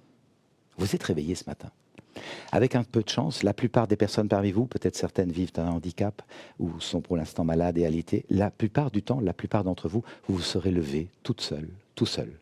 Vous serez habillé tout seul, vous aurez pris votre douche, vous serez descendu prendre un petit déj tout seul. Vous aurez marché jusqu'au travail si vous avez bougé. En tout cas, vous êtes, pour la plupart d'entre vous, et avec beaucoup de respect pour les personnes qui malheureusement n'auraient pas cet état de santé, la plupart, vous êtes dans un état de santé et d'autonomie physique qui est fabuleux. Pas tout le monde vit ça sur cette planète. C'est incroyable. Et si certains parmi vous ont eu, dans leur moment d'éveil, leur moment peut-être de méditation ou de présence ce matin, conscience qu'ils se réveillent, qu'ils sont en vie, qu'ils sont autonomes, qu'ils peuvent s'habiller et remercier la vie pour ça, figurez-vous que je rencontre dans mon travail une immense majorité de personnes qui n'ont aucune attention pour ça et qui prennent ça pour acquis. Ben oui, je suis vivant, quoi. Attends, faut-il être proche de la mort pour mesurer quelle chance c'est que d'être vivant ? Faut-il perdre un être cher ou tout d'un coup choper une maladie pour mesurer quelle chance c'est que d'être en santé ou d'avoir ses proches autour de soi? Mesurons, conscience, hygiène. Voilà déjà une première occasion de se réjouir pour des besoins fondamentaux, d'être en vie, d'être vivant, d'être autonome, d'être libre dans son corps, d'être en bonne santé. Voilà des besoins extrêmement précieux qui sont nourris. Ensuite, je pense que vous êtes venu librement à cette session. Évidemment, vous la vivez sans doute devant chez vous ou peut-être dans des lieux de travail, mais personne ne vous a contraint à entourer. Vous n'êtes pas entouré de 2 policiers qui vous forcent à assister à cette conférence sur la non-violence. Je pense que vous assistez librement à cette conférence à la suggestion de la FEBI.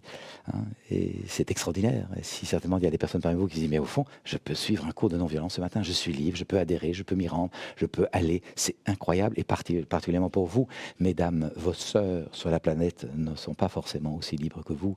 Et s'il y a de nouveau des personnes qui parmi vous ont honoré la liberté de choix, de penser, d'adhérer, de ne pas adhérer, de se rendre, je rencontre plein de personnes qui n'ont aucune attention pour le fait que nous avons pu gagner en liberté dans cette partie du monde et que c'est précieux et que c'est fragile et que ça pourrait nous être retiré si nous ne sommes pas vigilants. Et il ne faut pas vous faire un dessin. Les mesures de contrainte que nous traversons aujourd'hui nous font bien prendre conscience que la liberté est quelque chose à choyer, à chérir, à maintenir, bien évidemment. Voilà une autre occasion de se réjouir pour des besoins fondamentaux. Ensuite, je pense que, d'où que vous nous écoutez, vous êtes dans une région en paix. Il n'y a pas des combats dans la rue, on ne se tire pas des rafales de mitraillettes par les fenêtres. Ceux qui ont dû voyager ce matin pour se rendre à leur travail n'ont pas traversé une embuscade ni un champ de mines. Nous vivons dans une région en paix, et en paix depuis 70, 80 ans. C'est incroyable, c'est pas partout pareil sur la planète. Et de nouveau, s'il y a des personnes parmi vous qui, dès leur moment d'éveil et de lucidité le matin, se sont dit « mais je vis dans un pays en paix, quelle chance, on n'est pas sous les bombes ». Eh bien, je rencontre bien des gens qui n'ont aucune attention pour ça, qui disent bah « oui, quoi, on est en paix, c'est normal, on va pas se taper dessus ». Attends. La paix est fragile et nous avons vu des régions du monde qui étaient parfaitement en paix pendant des décades ou des siècles et qui tout d'un coup sont enflammées. Soyons vigilants, attentifs, maintenons le feu, hygiène de conscience. Enfin, je suppose que si vous êtes là, c'est que vous avez dormi au sec et vous redormirez au sec ce soir. Vous avez bien mangé et remangerez bien dans la journée. Et rien qu'en portant notre attention à ces 5 petits points choisis par hasard, comme vous le voyez, nous pouvons réaliser que quelles que soient par ailleurs nos tensions, nos difficultés, nos conflits, peut-être nos épreuves, parce que la vie n'est pas toujours comique, on est bien d'accord là-dessus, eh bien nous sommes quand même déjà parmi les happy few de la planète. Et nous aurions pu être distraits. Nous aurions pu être distraits, nous enrouler sur ce qui ne va pas, sur ce qui ne va plus, sur ce que j'aime pas, sur ce que j'aime plus, sans voir tout ce qu'il y a. tout ce dont j'hérite, simplement parce que je suis arrivé à cet endroit du monde plutôt qu'à un autre. De nouveau, faut-il perdre tout ou partie de sa santé ou de sa liberté pour mesurer quelle chance c'était, quel privilège c'était, et combien ça méritait de la gratitude, de l'attention, de l'inspiration. Voilà pour l'écoute des sentiments agréables et des besoins nourris. Je n'ai pas commencé par hasard par cette partie-là, vous vous en doutez l'autre. C'est que fort de cette conscience qu'il y a toutes ces belles choses qui vont bien, nourri de cela, encouragé par cela, stimulé par ça, ayant une bonne humilité parce que je fais ça tous les jours, je vais pouvoir prendre soin de ce qui ne va pas. Ce n'est pas l'un ou l'autre, c'est l'un et l'autre. Et ce qui ne va pas peut être léger, mais ça peut être parfois lourd. Et donc nous avons vraiment besoin d'un bon ancrage dans une bonne énergie de vie. Et donc je vous propose de prendre 2 autres minutes de présence à la partie de vous qui vivrait des sentiments désagréables. Et donc des besoins non nourris, des besoins en creux, en manque. Et je vous passe déjà une clé, qu'en principe on développe seulement dans les ateliers. Personnellement, j'anime des ateliers de plusieurs jours, mais je vous la passe déjà parce qu'elle peut significativement nous aider à ne pas être dupes d'un premier niveau de besoin. Si je vous invite à écouter les sentiments désagréables et les besoins en creux, c'est dans cette conscience qu'un besoin peut en cacher un autre, qui peut en cacher un autre, et ainsi de suite, comme des poupées russes qui s'emboîtent les unes dans les autres. Et nous pourrions refaire la guéguerre en ayant pris conscience d'un premier besoin qui n'est pas faux, mais qui n'est pas complet. Et si je m'accroche à celui-là, je me mets en guerre avec moi-même, je me mets en guerre avec les autres. J'ai besoin d'être vigilant, à laisser ma conscience s'affiner. Et j'appelle ça dans mon travail la conscience en spirale concentrique. Je descends à l'intime de moi-même de façon de plus en plus fine et profonde pour aller trouver ce courant de fond. Donc, je vous donne un exemple. Vous pourriez, maintenant que je vous propose l'exercice des sentiments désagréables, des besoins insatisfaits, vous dire, oui, mais moi je suis en colère, par exemple, parce que mon conjoint, ma conjointe, mon compagnon, ma compagne ne m'écoute jamais. Colère, désagréable, besoin, être écouté. Oui, c'est pas faux. Bien sûr qu'on a besoin d'être écouté, comme être humain d'abord, parce que nous sommes des êtres de communauté par nature, mais particulièrement dans une vie de couple, évidemment que nous avons besoin d'être écoutés. Toutefois, si je reste à ce niveau-là de besoin, je risque de faire la guéguerre avec mon conjoint. Tu m'écoutes jamais, j'ai besoin d'être écouté. Et l'autre va me dire, mais tu as toujours besoin d'être écouté, tu es comme ta mère. Hein, vous connaissez le genre d'enjeu. On est dans une partie de ping-pong, ça ne va pas nous aider à avancer. Et la plupart du temps, je ne vous demande pas de me croire de nouveau, mais juste de l'entendre. Si j'ai à ce point besoin d'être écouté par mon conjoint, que ça se manifeste par de la colère contre lui, la plupart du temps, c'est qu'il y a un besoin plus intime derrière. Et ce besoin, il est simple, c'est que j'ai besoin de m'écouter. Je ne m'écoute jamais. Et comme le besoin d'être écouté, je viens de le dire, est fondamental pour les êtres de communauté que nous sommes, particulièrement dans une vie de couple, comme je ne fais pas ma part pour m'apporter à moi-même, premier être humain dont j'ai la charge, l'écoute dont j'ai besoin pour vivre, et que je fais peser tout sur l'autre, l'autre, il trouve ça beaucoup trop lourd. Donc il s'enfuit, il ou elle s'enfuit bien sûr. Comme il s'enfuit, j'ai encore plus besoin d'écoute. Comme je manifeste mon besoin d'écoute, l'autre s'enfuit de plus en plus. Et là, je crée un cercle vicieux extrêmement courant, malheureusement, dans nos vies de couple, et que mon ami Guy Cournot, dont je vous ai parlé tout à l'heure, psychanalyste québécois jungien, appelait « Suis-moi, je te fuis, fuis-moi, je te suis ». La distance s'accroît. Nous avons besoin de conjurer cette habitude et donc prendre soin de nos besoins nous-mêmes, dans un premier temps, en tout cas. Et lorsque je vais à la poupée russe plus intime, j'ai besoin de m'écouter moi-même. Assez souvent, de nouveau, ce qui apparaît, c'est que oui, mais j'ai besoin de prendre du temps pour moi et de m'asseoir avec moi-même. Je ne m'assois jamais avec moi-même. Je suis toujours dans les choses à faire. Je suis une Jeanne d'Arc qui court au combat et je ne m'écoute jamais. Ah ben oui, j'ai besoin d'apprendre à m'écouter. J'ai besoin de prendre du temps pour moi. J'ai besoin de me comprendre. Poupée russe de plus en plus fine. Ah oui, j'ai besoin de me comprendre. Et quand j'arrive au besoin de me comprendre, peut-être que je vais percevoir, mais j'ai aussi besoin de comprendre mon conjoint. Finalement, on fonctionne assez bien ensemble. Mais est-ce qu'on se comprend bien? Je ne sais pas. Qu'est-ce que je pourrais faire pour mieux comprendre mon conjoint? Ah, mais peut-être que je pourrais mieux l'écouter. Je ne l'écoute pas beaucoup. Et on est parti de « tu ne m'écoutes jamais, j'ai besoin d'être écouté » et on arrive par la spirale concentrique à « je vais apprendre à mieux t'écouter ». Et ainsi, je vais apprendre à créer dans ce couple le climat que je souhaite vivre en retour. Je ne vous demande pas de me croire, mais juste de l'entendre. Je ne vous demande pas de croire non plus que ça marche toujours, ça marche souvent, mais pas toujours. De retrouver l'espace où moi, je vais créer le climat que je souhaite obtenir. Vous le savez, on ne peut pas changer l'autre, mais nous pouvons à tout moment changer notre façon d'être avec l'autre. Ça, c'est l'énorme pouvoir de la non-violence. Je ne te change pas toi, mon conjoint, mon mari, mais je change mon attitude avec toi. Et là, j'ai tout pouvoir. Tu ne peux pas m'empêcher ça. Et inévitablement, l'autre est amené à s'ajuster. Ça, c'est l'écologie relationnelle. Je ne te parle plus du même endroit, je ne te parle plus dans le même système de pensée. J'ai lâché mes rapports de force et la culture du malheur. Hein. Je ne suis plus dans la méfiance ni dans la séparation des visions. Je cherche le nous. Hein. On n'a pas vu les pièges par hasard tout à l'heure. Je suis dans ce nouveau paradigme. Oups, je nous amène à changer. Pas d'un coup, petit à petit. Donc, je vous propose de prendre ces 2 autres minutes d'écoute des sentiments désagréables et des besoins pas nourris, pas dans l'idée de résoudre, mais juste de faire l'inventaire, en la conscience qu'un besoin peut en cacher un autre. 2 minutes.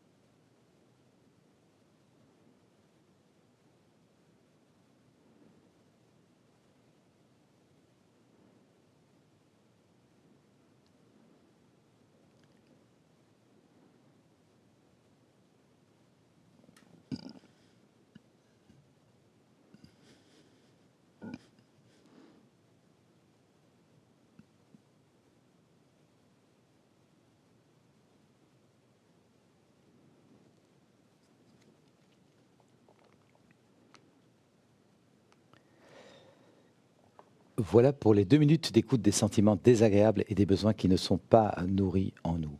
Je vous propose de voir les bénéfices qu'il y a à ce moment d'écoute intérieure que nous appelons en communication non violente d'auto-empathie. J'ai de l'empathie pour l'humain que je suis.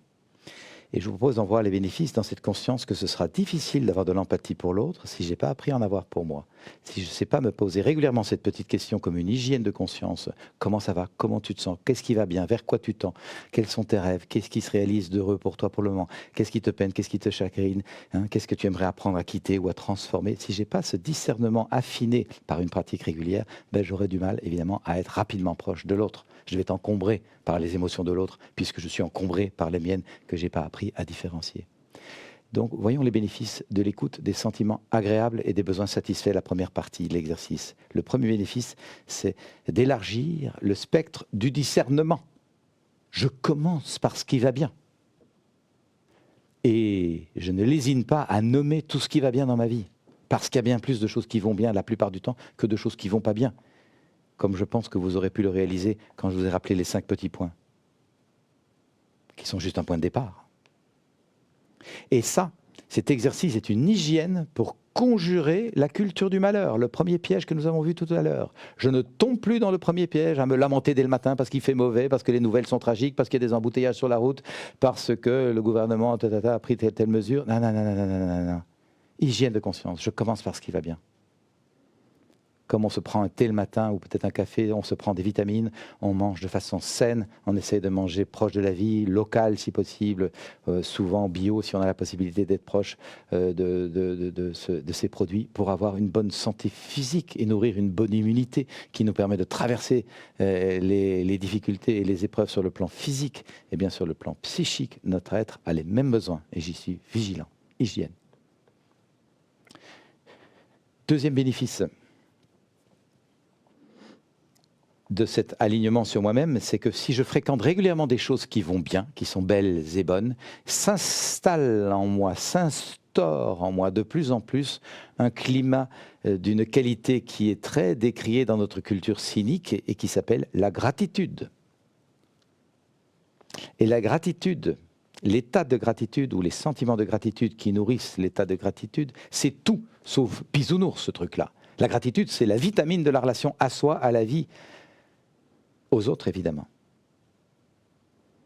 La psychologie positive dans laquelle cette pratique-ci s'inscrit et dont vous savez qu'elle étudie les mécanismes qui permettent de passer à des paliers de bonheur de plus en plus grands et plus généreux, constate que les personnes qui développent des moments de gratitude, 4-5 moments par jour, parce qu'elles sont conscientes de ce qui va bien, et honorent cela dans leur cœur, sont des personnes qui se révèlent en bien meilleure santé, se relèvent plus vite d'une maladie si elles ont quand même chopé quelque chose, ne font pratiquement pas d'accidents cardiovasculaires, c'est quand même pas mal sur le plan de la santé physique. Et sur le plan de la santé relationnelle, ce sont des personnes qui se révèlent infiniment plus bienveillantes. Et ça peut se comprendre. Si depuis ce matin, depuis hier matin, depuis il y a 15 jours, depuis il y a 15 ans, je vois de belles et bonnes choses dans ma vie, je les honore, et je commence par ma journée en me réjouissant de ce qu'il y a, plutôt qu'à me plaindre de ce qui ne va pas, je suis dans un état de plus grande gratitude. Si tout d'un coup, la situation devient un peu frictionnante avec l'autre, ce qui ne manque pas d'arriver tôt ou tard, bien évidemment, je recherche la gratification, le bien-être, le nous. Comment va-t-on bien s'entendre au-delà de la difficulté? Mais si depuis ce matin, depuis hier matin, depuis il y a 15 jours, depuis il y a 15 ans, je me suis enroulé sur ce qui ne va pas, sur ce qui ne va plus, sur ce que j'aime pas, sur ce que je veux plus, en me plaignant de tout sans rien transformer, clairement, si la situation devient frictionnante avec l'autre, je lui casse la figure. Ou je lui envoie le mail fielleux, qui est la version contemporaine du gourdin de Cro-Magnon. Les moments de gratitude devraient être sponsorisés par la sécurité sociale. C'est un enjeu de santé publique que de savoir rétablir de la paix, de la joie, de la conscience dans cet être humain dont j'ai la charge, en sorte qu'en se promenant à travers le monde, il amène ça avec lui, plutôt que du dépit, de la rage, des reproches, de la critique. Hygiène de conscience. Premier bénéfice d'écouter les sentiments agréables et les besoins nourris, élargir le spectre du discernement, voir la réalité telle qu'elle est. Ensuite, développer de la gratitude, un état de gratitude qui va vraiment être fonctionnel pour nos activités dans le vivre ensemble, créatrice, cette gratitude. Ensuite, réaimanter ma boussole en prenant régulièrement ce temps d'écoute de ce qui va bien. Je sais par où j'ai envie d'aller, ce que je veux reproduire, qu'est-ce qui m'apporte de la joie, qu'est-ce qui fait sens pour moi. Et je me reste imprégné de ça. Et ça n'est pas bénin dans des périodes de perte de sens comme aujourd'hui. J'anime un atelier d'approfondissement de la connaissance de soi qui s'appelle « Tout ce qui fait joie fait sens » et « Tout ce qui fait sens fait joie ». Si un jour vous êtes perdu, vous ne savez plus ce qui fait sens pour vous, retrouvez vos joies et ce qu'elles disaient de vous. Partage, entraide, solidarité, rencontre, découverte, aventure, calme, paix, détente. La joie indiquait des besoins en vous. Comment pourriez-vous remettre ça en place ? De l'autre côté, en écoutant les sentiments désagréables et les besoins pas satisfaits, il y a également des bénéfices, et vous l'aurez perçu, c'est identifier ce qui ne va pas et prendre des mesures adéquates pour transformer. Éviter, autrement dit, la mécanique de la goutte qui fait déborder le vase. Vous connaissez cette formule, toi ou ça, c'est la goutte qui fait déborder mon vase. Admirable déni de responsabilité. Qui est responsable de mon vase ? L'autre ? Les autres ? La vie ? Ou moi ? Est-ce que j'apprends à m'asseoir avec mon vase pour sentir, évidemment, à côté de la joie, de la gratitude, etc. Il y a de la peine, de la tristesse, et j'en prends conscience. À temps, pour éviter que ça ne déborde, ça c'est de l'hygiène, c'est de l'écologie relationnelle. Nous avons besoin d'apprendre ça. Voilà le petit bénéfice de l'exercice « Comment ça va ?», que je vous propose de garder bien précieusement avec vous pour nourrir l'alignement sur votre fil rouge. Nous n'aurons pas le temps de faire un échange, et d'ailleurs techniquement c'est pas possible, parce qu'en principe cet exercice se déploie avec un temps d'échange par deux, où chacun de vous va apprendre à exprimer ses sentiments et ses besoins, ce qui est peu habituel. Souvent on a des jugements ou des commentaires, mais rarement du ressenti, exprimer du ressenti, et l'autre va apprendre à écouter du ressenti en l'affirmant. Et ça, c'est un beau petit travail qui permet de voir que nous avons du mal à écouter. La plupart du temps, nous ne savons pas que nous ne savons pas écouter. Nous sommes souvent dans une compulsion d'intervention. Mais nous n'aurons pas le temps de faire cet exercice. Je vous propose juste donc de rester avec la conscience des besoins que vous aurez identifiés, rien qu'en vous posant la question « Comment ça va ?» La plupart du temps, j'en fais une liste au tableau. Souvent, c'est un besoin de calme, un besoin d'écoute, un besoin d'intériorité, un besoin de me poser, un besoin de prendre le temps, un besoin peut-être de sécurité qui est nourri ou qui n'est pas nourri, un besoin d'attention pour moi-même. Toutes sortes de besoins peuvent avoir été rencontrés parce que je m'écoute simplement. Et là, nous dégageons les filins du fil rouge. Plus vous comprenez vos besoins, plus vous savez qu'est-ce qui va vous permettre d'être plus en paix et plus heureux si vous en prenez soin. Ça ne va pas tomber du ciel par hasard. Et donc, nous avons l'occasion de faire un vrai exercice de connaissance de soi. Régularité, comme tout apprentissage, 3 minutes 3 fois par jour, peut-être que c'est possible d'intégrer ça dans une vie même extrêmement dense. Merci d'avoir écouté cette partie de l'exercice. Je vous propose de le continuer chez vous. Gardez l'exercice comment ça va régulièrement. Et là, je pense que nous avons un petit temps d'échange questions. Tout à fait. Alors, c'est vrai que le temps file, donc on n'aura malheureusement pas le temps de faire un temps d'échange très long. Mais voilà, j'ai une question d'Anouk qui demande comment désamorcer rapidement une situation de crise avec la communication non violente, surtout quand on est dans l'urgence ou prise dans les émotions. Ah, vous avez encore 3 bonnes heures pour qu'on en parle. Désamorcer dans l'urgence. Alors, bien sûr que nous pouvons apprendre à dégainer l'empathie. C'est une expression que j'emploie pour nous rappeler dans les westerns, le fait de dégainer rapidement son revolver. C'est souvent une question de survie. Eh bien, plutôt qu'une arme, évidemment, je vais dégainer l'empathie. Rapidement de l'empathie pour l'autre. Qu'est-ce que l'autre voudrait dire ou faire? Quels sont ses besoins derrière l'attitude qui m'agace, qui me gêne? Me relier aussi vite que possible à ce qui est vivant dans l'autre. Qu'est-ce que l'autre vit derrière ce qu'il dit? Et donc, j'essaie de comprendre ses sentiments et ses besoins sans, évidemment, renoncer aux miens. Et ça, vous aurez perçu, ça ne se fait pas rapidement si on n'a pas appris à avoir cette proximité par un exercice régulier de comment ça va. Dégainer l'empathie, rapidement être proche de l'autre. Si nous n'avons pas la capacité à être rapidement proche de l'autre, nous pouvons toujours affirmer clairement ce que nous aimerions. C'est pouvoir exprimer ses sentiments et ses besoins rapidement et de pouvoir dire stop, là j'ai besoin qu'on se parle et je voudrais qu'on prenne un quart d'heure pour se parler et pouvoir avec cette vigueur-là indiquer un sentiment et un besoin. Il peut peut-être secouer un petit peu l'autre avec énergie. Alors, il faudrait peut-être en savoir plus sur les circonstances que vous évoquez pour être plus affiné. Mais voilà déjà une petite piste. Donc, soit dégainer l'empathie pour l'autre, soit affirmer clairement votre sentiment et votre besoin en ouvrant la négociation et l'échange avec l'autre. Tout ça s'apprend petit à petit. Je n'ai aucune potion magique à vous donner. D'accord. Une question de Jean qui demande « La communication non violente n'est pas forcément appliquée dans le monde dans lequel on vit, à l'école ou dans le lieu de travail. Comment utiliser la communication non violente sans être trop en décalage avec le monde qui nous entoure ?» Merci bien sûr pour cette proposition extrêmement fréquente et effectivement au moins le premier bénéficiaire de cette approche va être vous, de pouvoir vous-même rester en empathie à travers des structures qui sont malheureusement très organisées dans une violence structurelle. C'est malheureux mais c'est comme ça, nos structures sont très pyramidales, très coercitives, très contraignantes.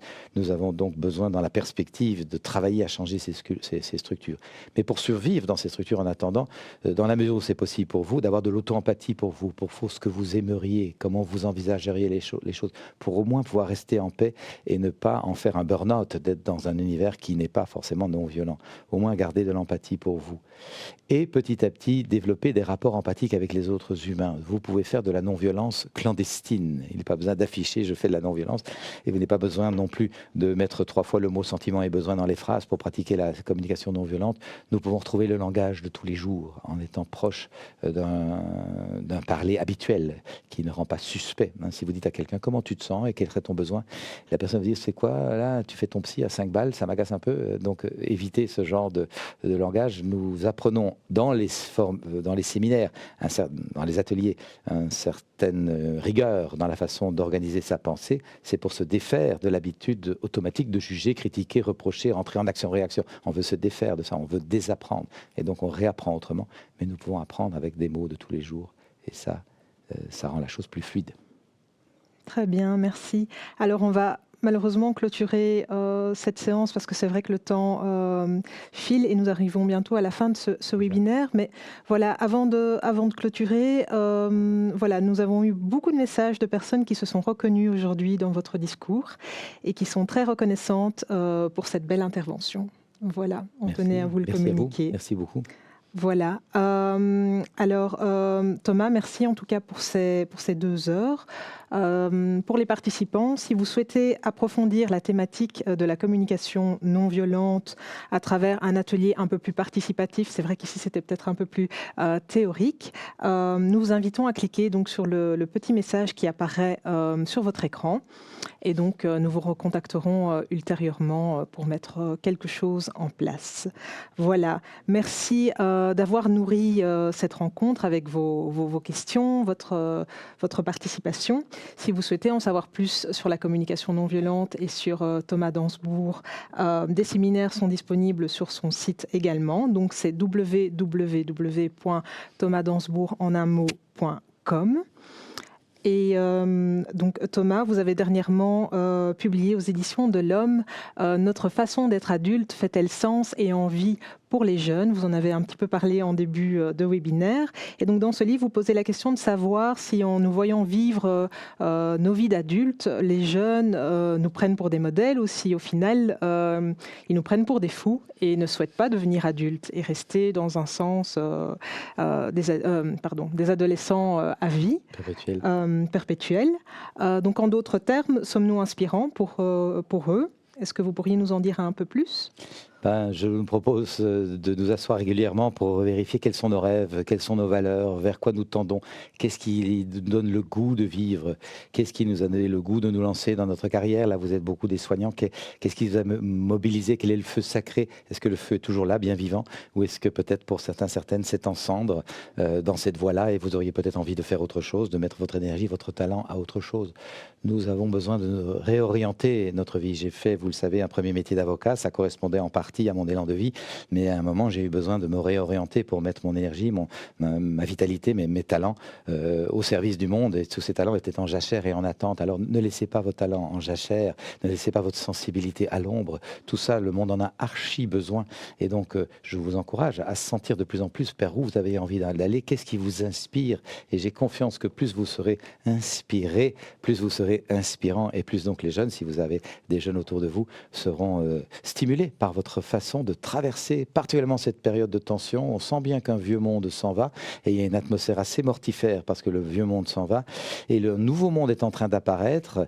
De nombreux signes l'indiquent et toutefois, il n'est pas encore très clair. Donc nous avons besoin de développer notre vigilance pour en percevoir les signes avant-couleurs et être encourageant dans notre attitude pour cette traversée. Merci à vous pour votre participation. Merci. Voilà, donc si vous souhaitez recevoir une attestation de présence ou être informé par newsletter de nos différentes actions, il vous suffit de cocher la case qui s'affiche sur votre écran. Et pour les cas particuliers, donc pour les personnes qui auraient suivi donc le webinaire en groupe, il vous suffit de nous envoyer un petit mail à agressivité@febi.org en mentionnant donc la liste des participants ainsi que le nom de votre institution. Voilà, nous arrivons tout doucement à la fin de ce webinaire, mais avant de nous quitter, nous souhaitions avoir votre retour et connaître votre avis. Donc, pour cela, vous pouvez cliquer sur le lien qui apparaît sur l'écran et nous donner votre avis, les thématiques que vous aimeriez bien avoir pour la prochaine édition. Et parmi les répondants, donc, il y aura 3 personnes qui seront tirées au sort et qui remporteront un séminaire en ligne de Thomas Dansbourg. Voilà, donc n'hésitez pas vraiment à compléter notre évaluation. Voilà, on va vous laisser quelques petits moments donc, pour le compléter. Thomas, il me reste à vous remercier pour votre présence aujourd'hui. Alors, je vous rappelle que ce webinaire sera disponible en replay, donc vous pourrez le consulter sur le site de FEBI dès demain.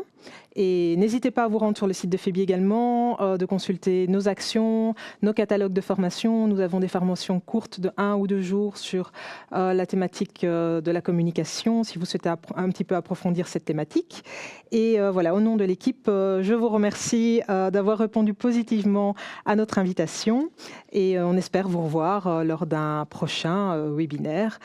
Thomas, est-ce que vous souhaitez dire un dernier mot à nos participants? Peut-être cette conscience que partagent de plus en plus de nos contemporains. Nous n'allons pas par hasard tout d'un coup apprendre à respecter la nature et les ressources autour de nous, sans apprendre d'abord à respecter notre nature intime et nos ressources intérieures profondes. Et ça, c'est dans les mains de chacun d'entre nous. Donc je nous encourage à développer cette intériorité citoyenne. Voilà, merci beaucoup. Merci. Voilà, au nom de toute l'équipe de l'ASBL FEBI, nous vous souhaitons une agréable journée et à bientôt pour un prochain webinaire.